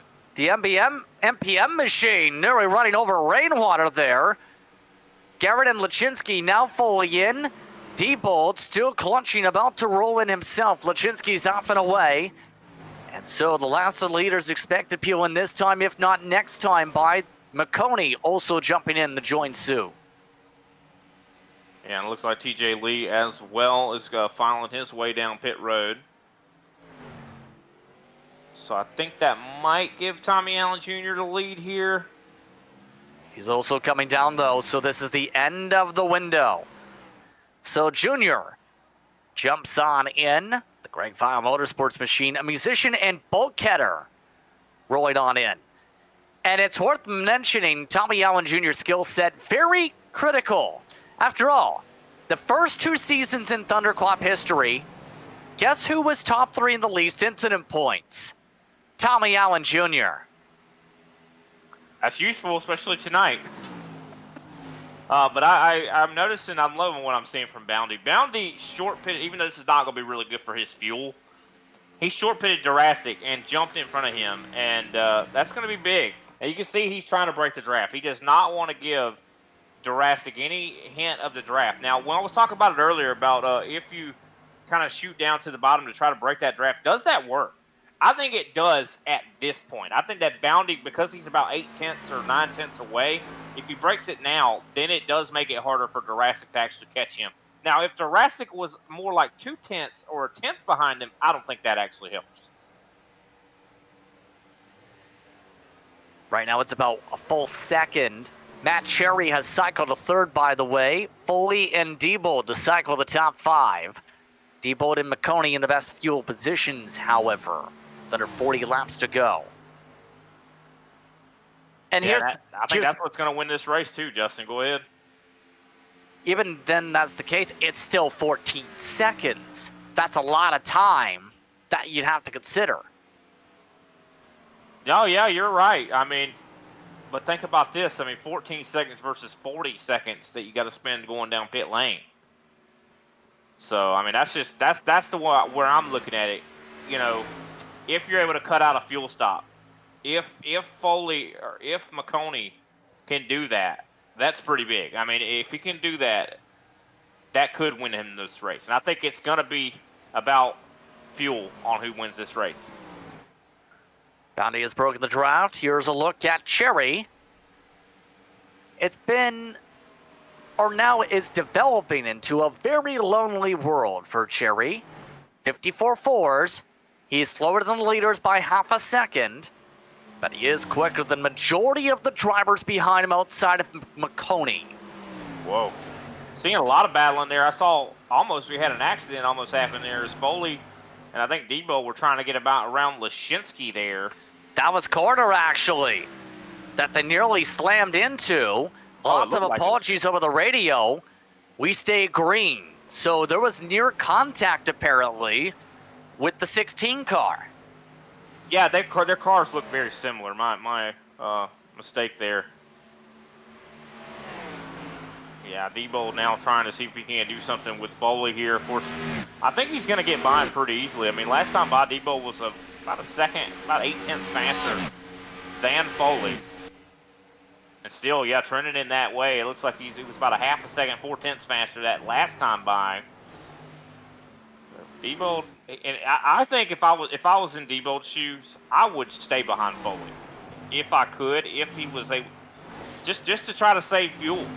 But I don't know though. Foley is a little bit more off the pace, and I think he's going to let Debo go here, or he's trying to break the draft. Yeah, I think he's trying to break the draft. We have a battle forming up as well for 7th, by the way. And it's almost becoming the battle of who's the best at communicating as well. Because there was direct contact for that 7th spot that's behind the road. Ryan Truex trying to figure out a way to let by one of the clean cars of Lashinsky. Or rather, cleanish cars. He's got right side damage. Lashinsky zipping on by on the outside. Ryan Truex lets him have it. Yeah, communication is very important at a track like this, especially. And luckily, they were able to, successfully navigate and Lashinsky up to down 7th. Good run for that 99. I know he had some problems earlier in this race, and definitely glad to see him back up in the top 10, up in 7th right now. So I'll tell you, another driver that really is going to need some points here, I do believe, Noah Rainwater. He's up in 10th. I know a lot of these cars are damaged, but I mean, I'm just glad that they're not giving up. I mean, if you're battling for the championship, you can't afford to even lift off, let alone give up in this type of a race like this. Yeah. If you're, go ahead. yeah, for Debo especially, big race to gain points on everybody else who is below the cut line. McCrary, Montgomery, and Woodward. Montgomery, unfortunately, win in likely possibility for the rest of the way. Woodward out of the race. McCrary significantly damaged and down and out of the race as well. So Debo basically has gained points on everybody, including who he needed to. Noah Rainwater to gain the 12th spot. And here he comes, trying to get by Foley now. And I think he's going to do that. He did that pretty easily. Up to now 4th position. Yeah, he needed this. I mean, Debo was in kind of a bad spot. I mean, he finished last at Milwaukee. We talked about that earlier. And, just involved in some accidents at Milwaukee. Had ended his race prematurely. And, he's trying to do what he can to get back into the game right now. And I think he's doing everything he needs to do. Still the saving. Taking a look at some of the battling. Very similar paint schemes lined up. Yeah. But again, corner letting on by Lashinsky. Yeah, Lashinsky, I will say, one of the drivers still playing things out with how things are going out here. Lashinsky has a chance to possibly zip up to the top 5 by the time this window's over. Oh, yeah. I mean, looking at his lap times, I mean, he's running top 3 lap times right now. 54.692 last time by. That was pretty much par for the course of what Sean Bounty and Jurassic are hitting right now. I think he might even have a top 3, but the only thing is, I think what's going to stop him from doing that is that he's 20 seconds back from the lead. He is about, I'd say, 8 or so seconds back from Matt Cherry. So he could possibly get up there to 3rd. It's going to be a long road to get up there, though. And he's going to have to be consistent in order to do it. Back over to McConey. And keeping an eye on these drivers. Remember, the next time out is not even close to easy for a lot of these drivers who have struggled here tonight. Because you know what the cut line race is for the Formula 16 this season is? Watkins Glen Next Gen car. So good luck if you're on the cut line and not good at a road course. Yeah, exactly. I mean, it's going to be tough. It's going to be tough. These guys are going to have to go to the Watkins Glen.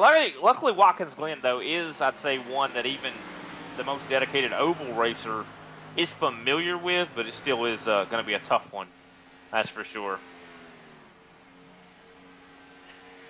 I mean, we could always be going to the Roval or a road course made out of cones at the circle track.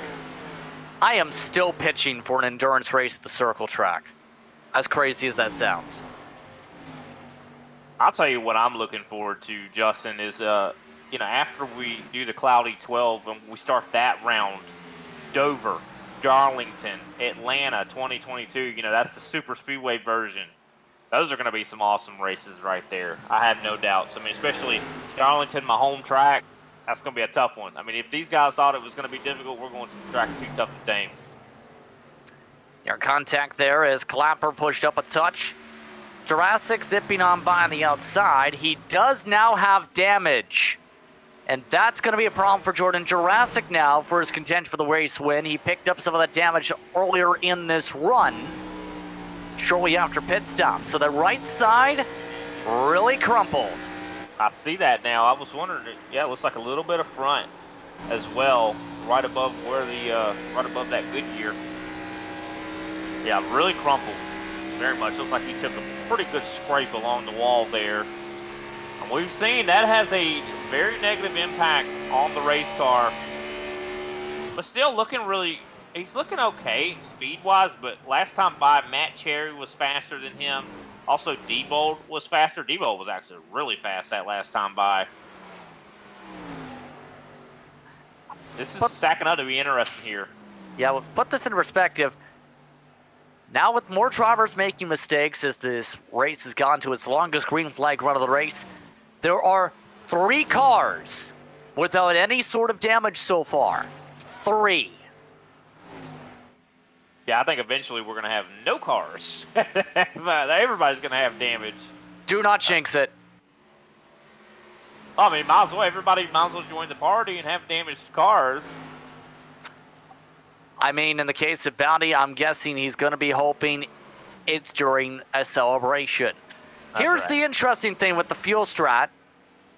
Bounty is backing it up a little bit. Jurassic, despite the fact he's demolished the right side of his car, is quicker.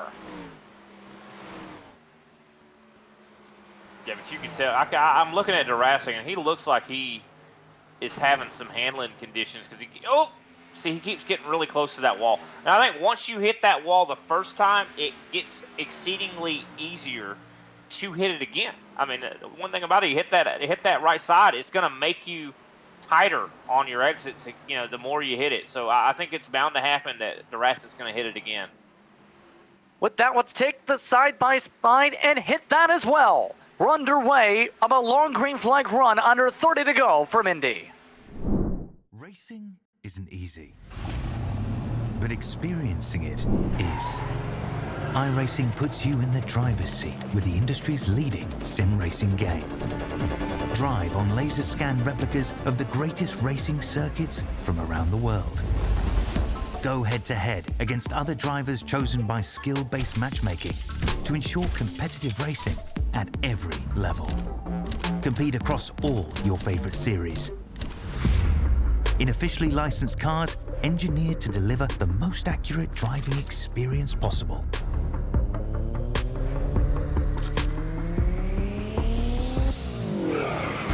Join a race or host your own with players from across the globe.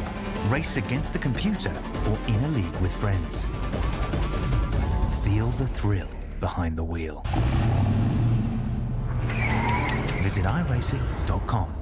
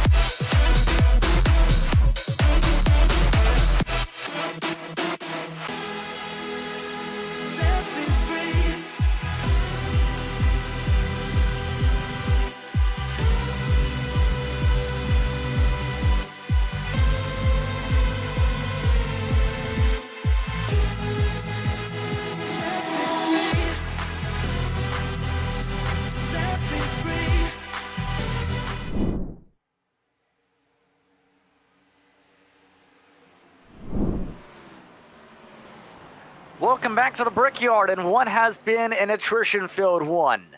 So far, so wild has the night been for those just tuning in. Right now, down to a grand total of about 15 drivers in the lead lap.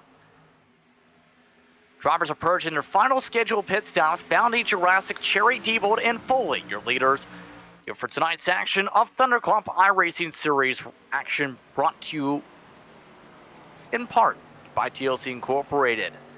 It's been a busy one, and they can help keep things in check during your busy times with custom lawn sprinkler systems, custom landscape and outdoor lighting systems, some drainage solutions for flooded and wet backyards, as well as some custom garage floors and makeovers. Call 888-PIC-TLC for more information. Right now, Bounty and Jurassic picking their way through traffic. Interesting enough, Jurassic quicker before this traffic was reached than Bounty despite the damage. Yeah, definitely very interesting indeed. We'll have to wait and see though. I mean, the thing about it is, I think him being in dirty air is not going to be good for that 6, though, in my opinion. I feel like we already been seeing him, he already hit the wall earlier. I think that damage is going to make him tighter. And a lot of times, dirty air makes you tighter as well because you don't have the downforce. There goes the 52 of Schumann, now to 14 on the lead lap as a result of that maneuver. Check that 13 Robert Condon just pit. But it's going to be tight on that mileage. How about very tight? Bounty is coming in with 25 to go. This is not a good sign to make it to the end without a pit stop.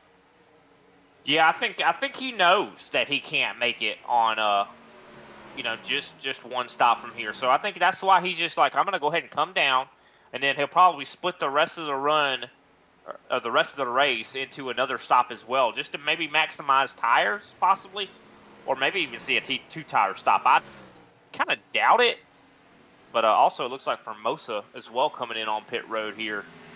Formosa's lost several laps now. 18 laps was that run, by the way. Jurassic just coming up to 18 laps this time by. I like what I'm seeing from Diebold. He's following Matt Cherry. He's just kind of like, I'm going to save gas by just trying to stay in his draft. Jurassic just hit the wall last time around in turn 2. That's why he had Schumann repass him. Schumann just calling for the pit stop now, so that takes care of that. But some of these drivers are making mistakes at the wrong place and the wrong time with how things are playing out here. Formosa's in the grass. We stay green. The 80 nearly just wrecked in 1 and 2 right in front of Matt Garrett's car. Yeah, also Matt Cherry has come down pit road as we take a replay here. Yep, just a little wide in the access road, pit exit. Oh, wow. Yeah, he's definitely going to get a penalty for that. Indeed. Ensign black flag. Yep. Famosa had been running in the teens. There go a few more points. Sir Pelony. Still need to go about 4 more laps to be somewhat comfortable on the fuel mileage. Roger Diebold is 12 seconds back. Roger Diebold has been, for the most part, in aggressive fuel save mode, knowing how this race is played out. Justin Clapper in aggressive engine saving mode. You can see just how much he's down on power. Roger Diebold's letting him go, but Clapper's engine says no. No thanks. Yeah, I think the only thing keeping that 63 afloat was the draft of Diebold. But yeah, I'm curious. I have no clue how this is going to play out. I really don't. It looks like I do believe that is Noah Rainwater coming down pit road, pitting from the 11th place position. Raindrop is dropping down pit road. Raindrop amongst those towards the back of the lead lap. Here comes Jurassic, licking the stamp. It sends it into pit lane. Able to hit the speed limit right at the cone. Very efficiently was the entrance played in. One of the better entries you'll see. Yeah, I don't know. I mean, this is a really great entry for him. Here comes Foley. I'm wondering how long Diebold can stay out here, because he was able to get 2 more laps out of the car than everybody else. This could be, I think Diebold, I think he could win this race. I really do. I think that it just depends. It's going to be close. I mean, he could run out of gas coming out of turn 4, and long straightaways here. Looks like Burleson's coming down pit road. I think the person that is in the best position to win this race is Diebold when it comes to fuel. Jurassic, by the way, likely borderline on that mileage with the lap he just came down. Here's Diebold. McConey is now in second. He's 7 seconds back on the same strategy as Diebold. And it looks like Diebold, with this time by, going to make it the 20 to go. McConey doing the same. So now, Diebold and McConey, your drivers to watch, with about a 20-second buffer between Diebold and Bounty on track. Yeah, keep in mind, Bounty's got to pit again. 100% guaranteed. He has to pit again. And I think Jurassic's really close. But, I mean, I think 22 laps is what he has to be able to make it to.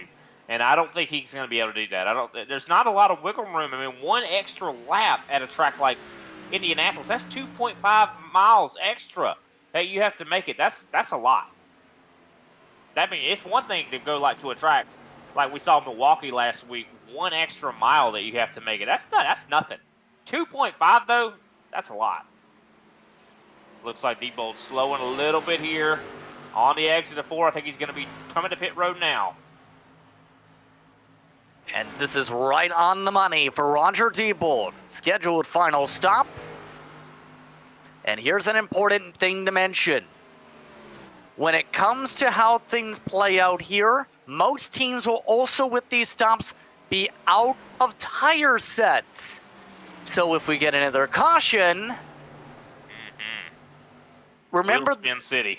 Wheel spin, and the meme involving the panic with the stocks likely going to pop up. Oh yeah, I mean, we saw how bad wheel spin is in this car and at this track. I mean, Scott Formosa will tell you all about it, and everybody that had to deal with his little issue will tell you all about it as well. And wheel spin is what caused over half this field to be pretty much out of the contention to win this race. Cody has been able to stretch it an extra lap, by the way. Burley Cinnamonstos looking around. Corner getting really squirrely in the lap traffic behind him, but able to keep it clean. McConey in for the final pit stop for his race. Also expected to come in this time. Lee Lachinsky and Allen Jr. also making it that extra couple laps. That could be interesting. If somehow Diebold can't make it, that would probably, McConey would probably be able to win this race. And that would be interesting. That would be something. I am not sure what that banner was for in terms of that. Second at this point, may as well count as a win in some cases with the race. But second is Jurassic at the moment. Bounty back to the lead. Cherry 17 seconds back in third. Diebold 24 seconds back, but with the green light to make it on gas. Yeah, look at Jurassic though, lap times. 56.4 last time by. He's struggling right now. I think that damage is starting to really catch up to him. He was 2 seconds slower than Sean Bounty, and Bounty's on older tires than Jurassic is. Yeah, this is just a wild race tonight. Brandon Schumann, by the way, is out of the race. He parked it during that green flag cycle pit stops. So we're down to 20 cars running on the racetrack to close out the night. Allen Jr. amongst those who just completed service, by the way, with that. Looking at about 13 drivers maybe on the lead lap. 15 last time by. It's down to 11 now that things have equalized with Garrett and Lachinski. I'm wondering, maybe Jurassic's trying to save gas. I don't know. I mean, is this damage? I don't know. Well, everything can be damaged. After all, everybody but Lee and Allen Jr. in this pack have damage. Zipping on by, going Lee this time. Allen Jr. trying to go inside. And already the indications of drivers being close on the gas coming in. Damian Neeson, the last driver running, now having to also peel on in this time by. So now, for those who know they can't make it, what would you do? Well, I mean, if you know you can't make it, the only option you have is really to pit. I mean, now, I think the question you're really asking is, do you take 4 tires and fuel? I don't know. I mean, I think you kind of have to take 4 tires, though, because I think it's kind of dangerous if you don't. I mean, we saw guys with wheel spin. Imagine trying to get off a pit road with old tires. I think that could cause a caution, so I don't know. I mean, some guys might chance it. I think if you know you can't make it, you might as well just go ahead and bite the bullet, come down pit road, take 4 tires and fuel, and just get it over with. I think that's what Bounty's kind of has his strategy right now. Yeah. Bounty coming up to 10 laps into the strategy, by the way, this upcoming time by. There goes corner, moving off to the side. Yeah, I think Bounty's going to probably end up trying to split this in half. You see, he's 10 laps into this run. He's probably going to come down in probably the next 2 or 3. If I was him, just to be able to make sure that I get the most out of my new tires. Keep in mind the fall-off difference as high for some drivers as 3 to 4 seconds. Mind you, that's with damage for some drivers, but that's been kind of the rate to be expected here. It's a little bit on the higher side of the scale. In fact, at the highest of the scale usually, just because the nature of the Brickyard in terms of the corner radius, and as also, some people may remember, there are bricks along the start and finish line. Those kind of do chip away your tires. I'm watching, yeah, I was just getting ready to say, look at TJ Lee. He made a pass by Matt Garrett. I do believe he's moving up through quite quickly. He's one of the cars, I do believe, that is quite clean at the moment. Speed-wise, he's faster than everybody in front of him. So, yeah, every single person, essentially. He's the fastest on the track, actually. So I do expect he's possibly going to make it up to Noah Rainwater, take over 11th, and maybe get up there as well to Leahy, I do believe. So he's going to probably get back up to the top 10 here very shortly. Down to the final 14 laps. Remember, amongst those who were not able to make tonight's race, Matthew Montgomery, due to technical issues, currently, in fact, his computer in the repair shop. He has just confirmed expecting to be back for next week's race. He had to take the provisional on Milwaukee Mile due to the technical issue. And remember, when it comes to this season for him, he's amongst those looking for solid runs. His best race in a road course, 15th at the Brickyard Road Course earlier this year. So we'll keep an eye on that next time out if Montgomery picks it up in the 9, because he's now at a spot where he absolutely needs to pick up points. Same for a lot of the others. that regimen for the road course race got to be very high. Let's put it that way. It can't be the come into the race and practice right before we start method. No, it's going to be really probably spending hours on hours on hours, making sure you know that place like the back of your hand. Because Montgomery, he's in a must-win. I mean, a lot of guys are going to come in there, they're going to feel like they have to win. But I think Montgomery has to, because he missed, Milwaukee and this race. That's big. I mean, he is going to be sorely lacking for points. So I expect him to really put in a lot of work in order to catch up here. But, I mean, I just wouldn't want to have to stake my entire playoff hopes on Watkins Glen. Keeping an eye on Roger Diebold's pack. A few drivers letting him go, in fact, such as Freeman. He's already caught up to Matt Cherry. Gives him a chance if he wants to save a bit, but likely in the push tempo. Bounty's already indicated he'll be pitting soon over the radio, in fact, just now. Yeah, this is kind of what I figured. And it looks like Diebold gets by Matt Cherry. Oh, and it's Cherry coming in? Coming down, yep. Cherry had no hope of making it as well. I mean, he pitted like 2 laps, I do believe, before, I should say, Jurassic. And Jurassic, it's question mark. I don't think he's going to make it either. So, I mean, definitely Cherry's not going to make it. So, I think he just decided to go ahead and bite the bullet and come down. Here's the major thing. Jurassic is only 2 seconds ahead of Diebold on the track. Here's the Bounty. Allen Jr. Munsto's looking for their laps back here. And look at the speed difference as well from Diebold and Jurassic. I mean, about 0.6. Leahy's tapping out for a pit stop. There goes Cherry. 2 tires, the call on that car. Condon also coming in. I mean, Cherry did get fairly used to, I think, driving on 2 tires, so hopefully he knows what he's doing. Pretty sure he did that earlier. I mean, he probably got a little accustomed to it. Coming to 10 laps to go, though. Getting ready to settle everything right now. Oh, some communication on the radio, trying to figure out who is going to go where here. Bounty signaling he wants to give the inside. Might not have the choice with Cherry coming out on the 2 tires right next to him. Yeah, I know he did indicate he was coming down pit road. This might be a little difficult to do. Not going to come down this time. He's lost a chance to do so, and now he's got a clean track if he wants to get into the pit lane, or has to. Question is, what does he do? I mean, does he take 2 tires like Cherry just did? Does he even take the splash and dash? Likely not going to be the race-winning move.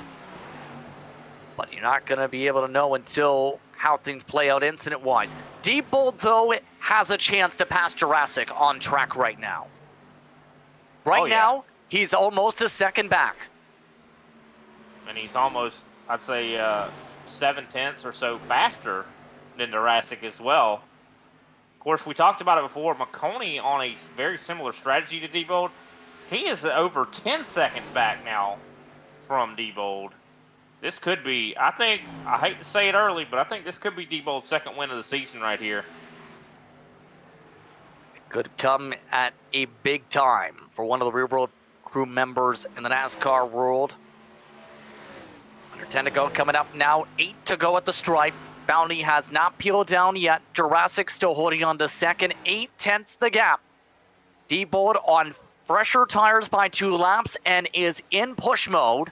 Jurassic is not really clutching, coasting either. Yeah, we talked about Diebold having a little bit of damage as well. Doesn't seem like it's been holding him back very much. Man, I'll tell you, this has been fantastic showing for that 38. 92 laps in the books. And what a journey we have seen. We have seen over half the field in a demolition derby. And here we are now. It's going to come down to a fuel race. There goes Bounty indeed. So it's Jurassic and Diebold now to battle it out for the win. Coming up this time to start lap 93. Bounty takes 8 to go. Jurassic now has traffic, major lift, and now it's Lachinsky to deal with. Yeah, if I was D-Bold, I would just stay right in Jurassic's draft. I would not really try to push it to get by Jurassic, just to make doubly sure I have enough fuel. Jurassic now to the inside of the 99 Lachinsky. D-Bold using Lachinsky as the draft though. Bounty, by the way, fuel only, still top 5 on the racetrack. Lachinsky up to the top side. D-Bold needs the track. Had to give a lot of space to be able to make sure he didn't slide up into the 99. Coming out, 7 to go. Yeah, I'm curious to see what kind of. I think Sean Bounty's going to be struggling quite a bit. So I don't think he's going to lose any. He might lose a spot, possibly to Matt Cherry. No, quite a bit of a distance there. Matt Cherry gets by Ryan Truex up to 6th. I'm surprised Ryan Truex is running as good as he is. I know he had quite a bit of damage as well. Foley is in 3rd spot, mind you. He's on the same cycle as Jurassic. So he too may be borderline on the gas. McConey has started to pick up the tempo again. He's now looking for a chance at 3rd. And you see Foley trying to break the draft, but McConey not buying it. He just is going to follow him right down now. He goes to the inside. Now, of course, McConey can make it, I'm pretty sure, because, I mean, he pitted even a lap after D-Bold. So now we see Greg McConey now up to the 3rd position.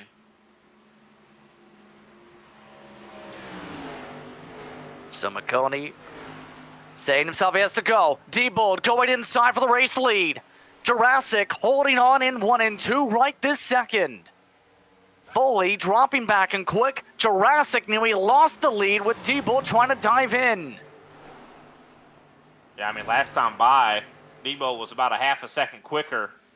As you see Jurassic desperately trying to break the draft.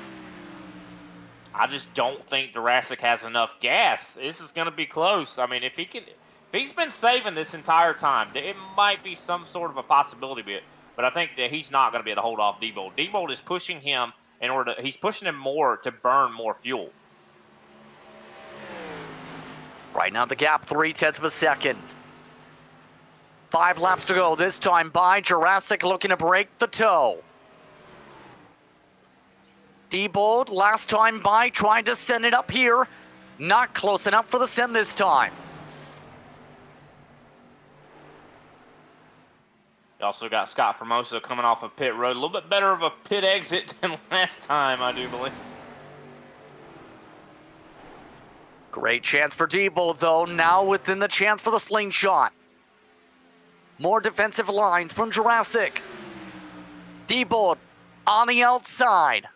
Looks to take it high side. Jurassic trying to hold on firmly to the short shoot in 3. Near contact, D-Bold holds it firm on the outside. Coming up to 4 laps to go. Roger D-Bold looking to clear with the better fuel mileage. Jurassic with the better line holds on inside. Jurassic trying to avoid any sort of side draft, goes as low as he possibly can here, and then he comes up. But I think D-Bold, he gets clear into turn 1. D-Bold has the better tires as well. And he has taken the lead here, coming up to 3 to go. What a night for Roger D-Bold amongst those below the cut line entering the night. Now with a chance to close it out if things remain the way they go. Half a second over Jurassic and quickly gaining. Isn't that just crazy, Justin? I mean, think about this. This guy finished last week, and now he could finish first this week. Wow. What a night indeed. D-Bold, the reason he was dead last in that last race, he had technical issues. Didn't allow himself in turn to be able to have a strong run, had to back out, in fact, because of the technical issues from the onset. Now, with 3 laps to go, a chance to kiss the bricks. Here for a chance to go to the next round. Yeah, it's got to be such a special night as well for D-Bold. I mean, this is one of the crown jewel type tracks here. I mean, it has such history. I mean, when I talk about, like, when they created the combustion engine for a car, an automobile, when they invented the automobile, not long after, they were racing at this racetrack. Track marred in history. Jurassic has fallen off a cliff, by the way. More than 2 seconds back. Can Jurassic even finish the race? There's a chance McConey passes him with the rate he's dropping in fast. I think he's saving fuel or something. I don't know. He was a second off the pace last time by. Keep an eye on it, especially with some of the others on the borderline of it. Bounty on the top off is in 5th, 17 seconds back. There's McConey. He's 9 seconds back of the lead. At least will be finishing 3rd if things stay stagnant here in this run. And of course, Diebold completing his second to last circuit here in a moment on the backstretch, getting ready to enter turn 3.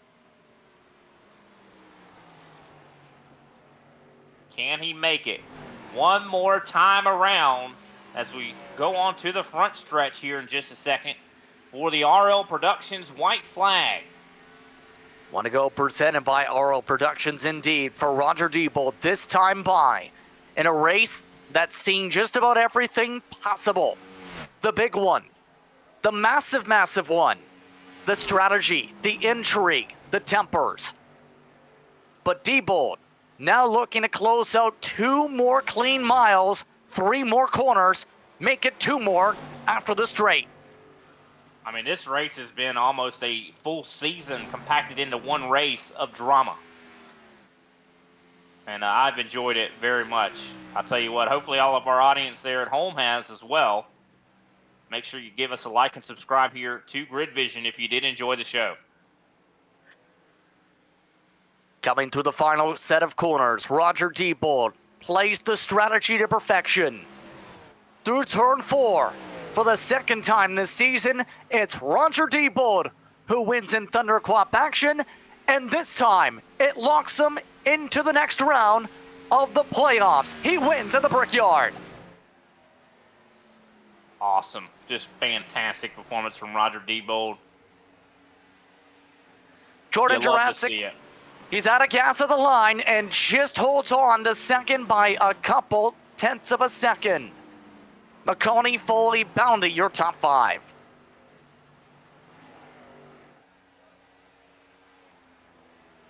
Wow, is what I can really say. Cherry in 6th, by the way. Yeah, I mean, what an up and down event here. A lot of guys getting destroyed, a lot of guys going home with some heartbreak. But then there's some guys that are coming out here, and they are definitely going to be honored at the Yard of Bricks here. Does Diebold have enough fuel to do himself a burnout? Looks like McConey comes up with a little bit of a congratulatory bump here. I think he is out of, or at least wants to do burnouts with his teammate. A 1-3 for the organization. Bounty now joined to 3rd. At this point, Diebold might be on the chip, or at least just about out. Ken can tell you one thing. The race results are not official in Sim. Reason being, Noah Rainwater is out of gas, and now Damian Neeson, for some reason, is pushing him. Well, that's definitely good of him to do that. I don't know if this is allowed, but Neeson is doing it. One of the DMQ racing machines, it is a teammate. I think Rainwater would have made it regardless, but it's still P11 for the last 2 drivers, and now they can celebrate. And Roger adds damage. Yeah, I don't think he's got enough gas to do a burnout here. Yep, he's Looks out of like gas. his buddies are going to do it. Oh, no, he does. No, he does. I think they were pushing him so he could save his gas to do a burnout. So everybody starts the burnouts. Teammates celebrating a 1-3-5 type of night. Here on Grid Vision. Why don't we take a look towards those unofficial race results as Diebold now looks to be just about out. Bounty, he really wants to celebrate, everybody else does. Why don't we celebrate the fact the check flag has been taken here tonight? Diebold takes the win. Jurassic second from the pole. McConey 16th to third. Foley and Boundy the top 5. Jerry Lee and Ryan Truex the top 8. Allen Jr. does get a top 10 from 20th to 9th. And Burleson top 10. By the way, the confirmation is in. Diebold wanted his teammates to do the burnout. He still took part in the burnout, so technically they all did. And of course, Rainwater in 11th place, Garrett 12th, Lashinsky 13th, Condon 14th, Leahy 15th, Freeman 16th, Clapper 17th, Formosa in 18th, and of course, Coiner in 19th, and Neeson rounds out the top 20 here at Indianapolis. 21st, Brandon Schumann, then a lot of drivers with bad luck tonight. Greg Vile, 22nd after winning the Milwaukee Mile. Adam Schramm, decent speed, 23rd. McCrary in the playoffs, out. Dennis, out after running top 10 much of the night. Woodward started top 10, picked up damage early, then got involved in the big one. Ball, a DQ for tonight. Robert Walton, the last driver to take the green in the running order, 64 laps down. Tyler Truex, even though he participated in the registration process, did not participate in any of these sessions. So that's a look top to bottom of the running order here on Grid Vision in what was a very attrition-filled one, but in turn a strategy-filled one for Thunderclap iRacing Series playoff action presented by TLC Incorporated. Already the driver standing on by for the celebrations, Roger Diebold, just discussing things with his fellow competitors. Roger, you nailed the strategy right. How does it feel? Join the next round of the playoffs. Hey, they can bring these fuel mileage races my way any day. That seems to be the only way I can get it. Man, it was tough, dude. I mean, only 20 laps there on a fuel run normally, so that whole third stage there, just clutching it, shutting it off as much as I possibly could to try to stretch it. And after the first run, I gained like a lap's worth, and I was like, well, we might be in range here. Let's keep going and see if it works out. But it was tough to drive, man. It was bouncing the chip there. It felt like halfway down the straightaway, so made passing really tough all night long. And it didn't really handle great for me personally. Towards the end there, I think the track cooled off a ton, and it was a lot better than what it was to start the race. But man, after last week, good gracious, this feels good. I was going to ask about last week, especially with the technical issues that time. A complete 180 to say the very least. What was that pressure like entering the night knowing you had to basically either win or do well for the next two races? Yeah, it was tough. It was big heartbreak last week. Had some internet and server issues and whatnot here. And I knew going into this race, I initially went in and was like, let's just try to get as much points as possible. So I took tires the first and second stage and knew that a lot of people would have a tire advantage on me at the end with having to stop 3 times, which is what it looked like all race long and what most people did. But I took a look at the numbers and realized, man, let's go for it again. I mean, it worked for me in the past, so let's just try to clutch it, shut it off, do anything I can do, and roll around here and, just take a gander at it, see what I can do, and if it's possible, then I'm going for it. If not, then we'll just short pit it and end up where we end up. So glad it worked out for me again. Well, now in turn, as you're the first driver formally locked into the Cloudy 12, in turn, what's now that focus going to be like with Watkins Glen, knowing you're locked into the next round? But what's Watkins Glen now going to be like for you with that pressure relief now off your shoulders? I mean, really, I can go in there. I love Watkins Glen just in any vehicle, especially the Cup cars, because you got shifting and all that fun stuff. Super fun track for me. So now I can kind of go in there and just kind of have fun with it. I'm not super pressured to win. I definitely do want to get some stage points and do the best I can to help get me further into the playoffs. But yeah, it's a big weight taken off the shoulders there. Well, congratulations once again on the victory tonight, Roger. Your second of the season, your fourth career victory in Thunderclap comes tonight. Cool deal. Just want to give a shout out as usual to the Pool Jerks back home. I know last week we had an awesome paint scheme for them, but I just unfortunately wasn't able to be out on the track long enough to get some screen time. So here's redemption for them boys out there. I know they're going to be pumped. All my family that stays up and watches it, and friends and whatnot. Thanks to you guys up here in the booth doing a great job every single week. Both Justin's and Jake for keeping an eye on us and keeping things mostly fair. I know we have a couple disagreements here and there, but big shout out to them for putting up with us every week. And man, this feels good. I'm going to have a victory beer here. Well, congratulations once again, Roger. Have fun with that celebratory drink, I guess. Thanks, boys. Appreciate it. Roger Diebold, your winner tonight. Jordan Jurassic led much of the way early, led it to second place tonight, and on fumes, a second place run to Brian. Yep, Jordan, definitely great job. I mean, man, you've been like a qualifying king here last few races. I mean, it seems like all season long you've been getting poles after pole after pole, and you just weren't able to keep it today, even though you were. I'd say you had the best car. I'd say, really. I mean, you got some damage on your right side, and you weren't able to make it on fuel. What could you have done differently? Do you think the damage was holding you back? Yeah, the damage was definitely holding me back. I felt like I barely just kissed the wall on that second run of stage 3. And my whole straightaway speed was just killed, and I could not catch up to that 35 for some reason. And then once 35 hit it again, I ended up hitting the wall even harder. So I was like, okay, so I gotta go into a different strategy, because it didn't seem like a caution was gonna come out. But we started max saving fuel. I think we were 1 or 2 laps short, and we just had to really push it there at the end. And we were on fumes, like you said. Yeah, definitely seemed like you ran out of gas coming out of kind of 4 and just barely were able to coast to keep Greg McConey behind you. But definitely still a good points day for you. I mean, it could have been a whole lot worse for sure. Were you hoping for some type of caution, or are you glad kind of how it finished that way?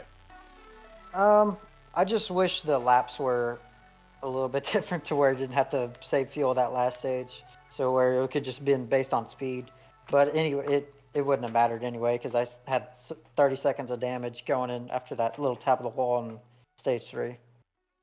Yeah, and I bet you were glad of the track position that you had, though, just considering that huge pile up that kind of happened, and you didn't really even have to deal with that at all. So, man, I mean, what was that, your viewpoint from looking in that rearview mirror and seeing that behind you?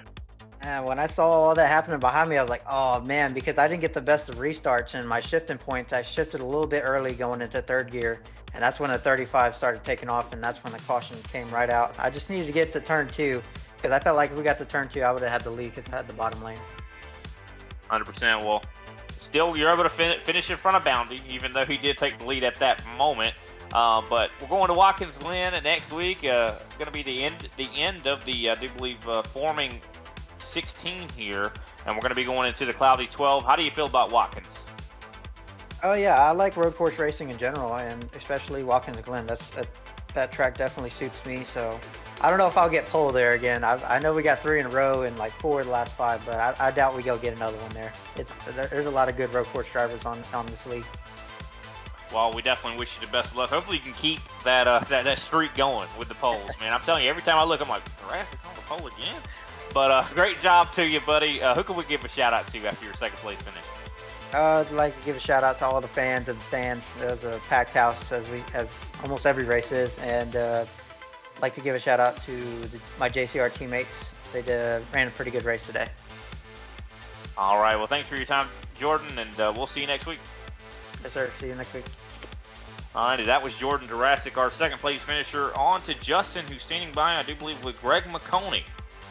Yes, indeed. McConey, amongst those who saved fuel and took a top 3, how about a Team 135 when it comes to their organization, Next Level Motorsports? Greg, a big time to do so, especially with the pressure on that bubble. What was it like from the cockpit tonight, especially with how things played out on that one-lap shootout? That one-lap shootout got real interesting. I knew with that I had the slightest chance in order to make it. And Roger and I were talking that whole time, all the guys in Next Level. We were all talking. Guys wanted to play a couple different strategies, thinking they were short. I knew I was right there. If I could stretch it the first fuel run, I had a shot. And I don't know if you guys were able to catch it. I had this thing shut off, coasting, going from the yard of bricks all the way down just to the entry of turn 1. I did that several times in both fuel runs. And then as soon as I knew it, I had one to the good, and I knew that was going to let me basically run qualifying laps the whole way through that last stint, and just came up short. How difficult was the fuel saving process here? Because when talking to Roger Diebold, he thought it was 19 for most, if not the 20. It seemed difficult to get the 20. It was very difficult, and especially here with the setup that was on this car. Fourth gear, even running solo, you were running, 8,800, 8,700 RPM, and you weren't gaining such a big draft on the straightaway, so it was so hard to keep in mind that I'm trying to save fuel and running 3/4 throttle even by myself, lifting early into the corner and just coasting as much as I can, knowing that I may not have the speed now, but I've got if I can make it this fuel run and make it on 2 stops, that's going to be my better chance to, win or get a podium than if I'm trying to short pit these guys. With that, a huge night when it comes to points possibly here. We're still waiting for things to be officialized, obviously, but now Watkins Glen. Still going to be a tricky track. What's that prep going to now be like with the Glen being the cutoff race? It's gonna be real tight. I just need to focus on scoring whatever points I can, shoot for that top 10 finish. I'm not a great road course guy, so I just need to focus on points, having a good finish, get whatever I can do. Because I'm in a decent position from what I can think going in, beat a couple guys that I really needed to gain points on. So should move me up a few spots. It's gonna be tight though. You can't take it easy. You still got to drive it hard. Well, congrats to the top 3 once again tonight, Greg. Well done on the fuel save. Thank you. It's a pleasure to be running tonight, running my school colors, being a Boilermaker. This kind of makes it a home track for me. I got to thank everybody at Thunderclap, TLC, all those guys, everybody at Next Level. I got to thank my wife, Sydney, the family that I know is watching. I got to thank my sponsors, Boffman Excavating, McConey Crafting and Design. I've got the Purdue colors on tonight. That was so much fun. I'm still in a bit of shock right there. Boiler up, hammer down, guys. Well, congrats again on the top 3. Thank you. Greg McConey finishing 3rd tonight. Like to thank him, Roger Diebold, as well as Jordan Jurassic for taking the time to speak with us for post-race coverage here on Grid Vision. As one driver in the backdrop loses their motor, it just happens to be Greg McConey. Ryan, your thoughts on this race tonight? Man, I'll tell you, I say unpredictable. I think that's the best way to describe it. I mean, we saw guys getting destroyed. We saw heartbreak, but we also saw green flag pit stops, and we saw long green runs. We saw tire wear. We saw guys hitting the wall. I mean, I think we saw about everything here. And glad to be back here in Indianapolis in the Oval. So, I mean, I think that it has definitely lived up to its prestige, wouldn't you say? Yes, indeed. You can say that when it comes to tonight's action. But an eventful one, to say the very least. An eventful schedule coming up here on Grid Vision as well. Again, when it comes to the racing action, Eldora last night for champion action. But later on in the week, Pocono. 2 of the 3 days coming up, in fact, Friday and Sunday. NIS competition, the open side at 9 p.m. Eastern Time for the SOF race there. And then it's the Global Racing League, 12:30 p.m. Eastern Time, both here on Grid Vision. But on that time of note, it's time to say goodbye from the Brickyard as the clouds form over the racetrack. For Brian Britt, Frost, and Jarby Shire, I'm Justin Prince saying so long. Enjoy the rest of your evening. You've been watching the middle race for the round of 16, the forming 16, for the Thunderclap iRacing Series presented by TLC Incorporated from iRacing's virtual Brickyard. Good night.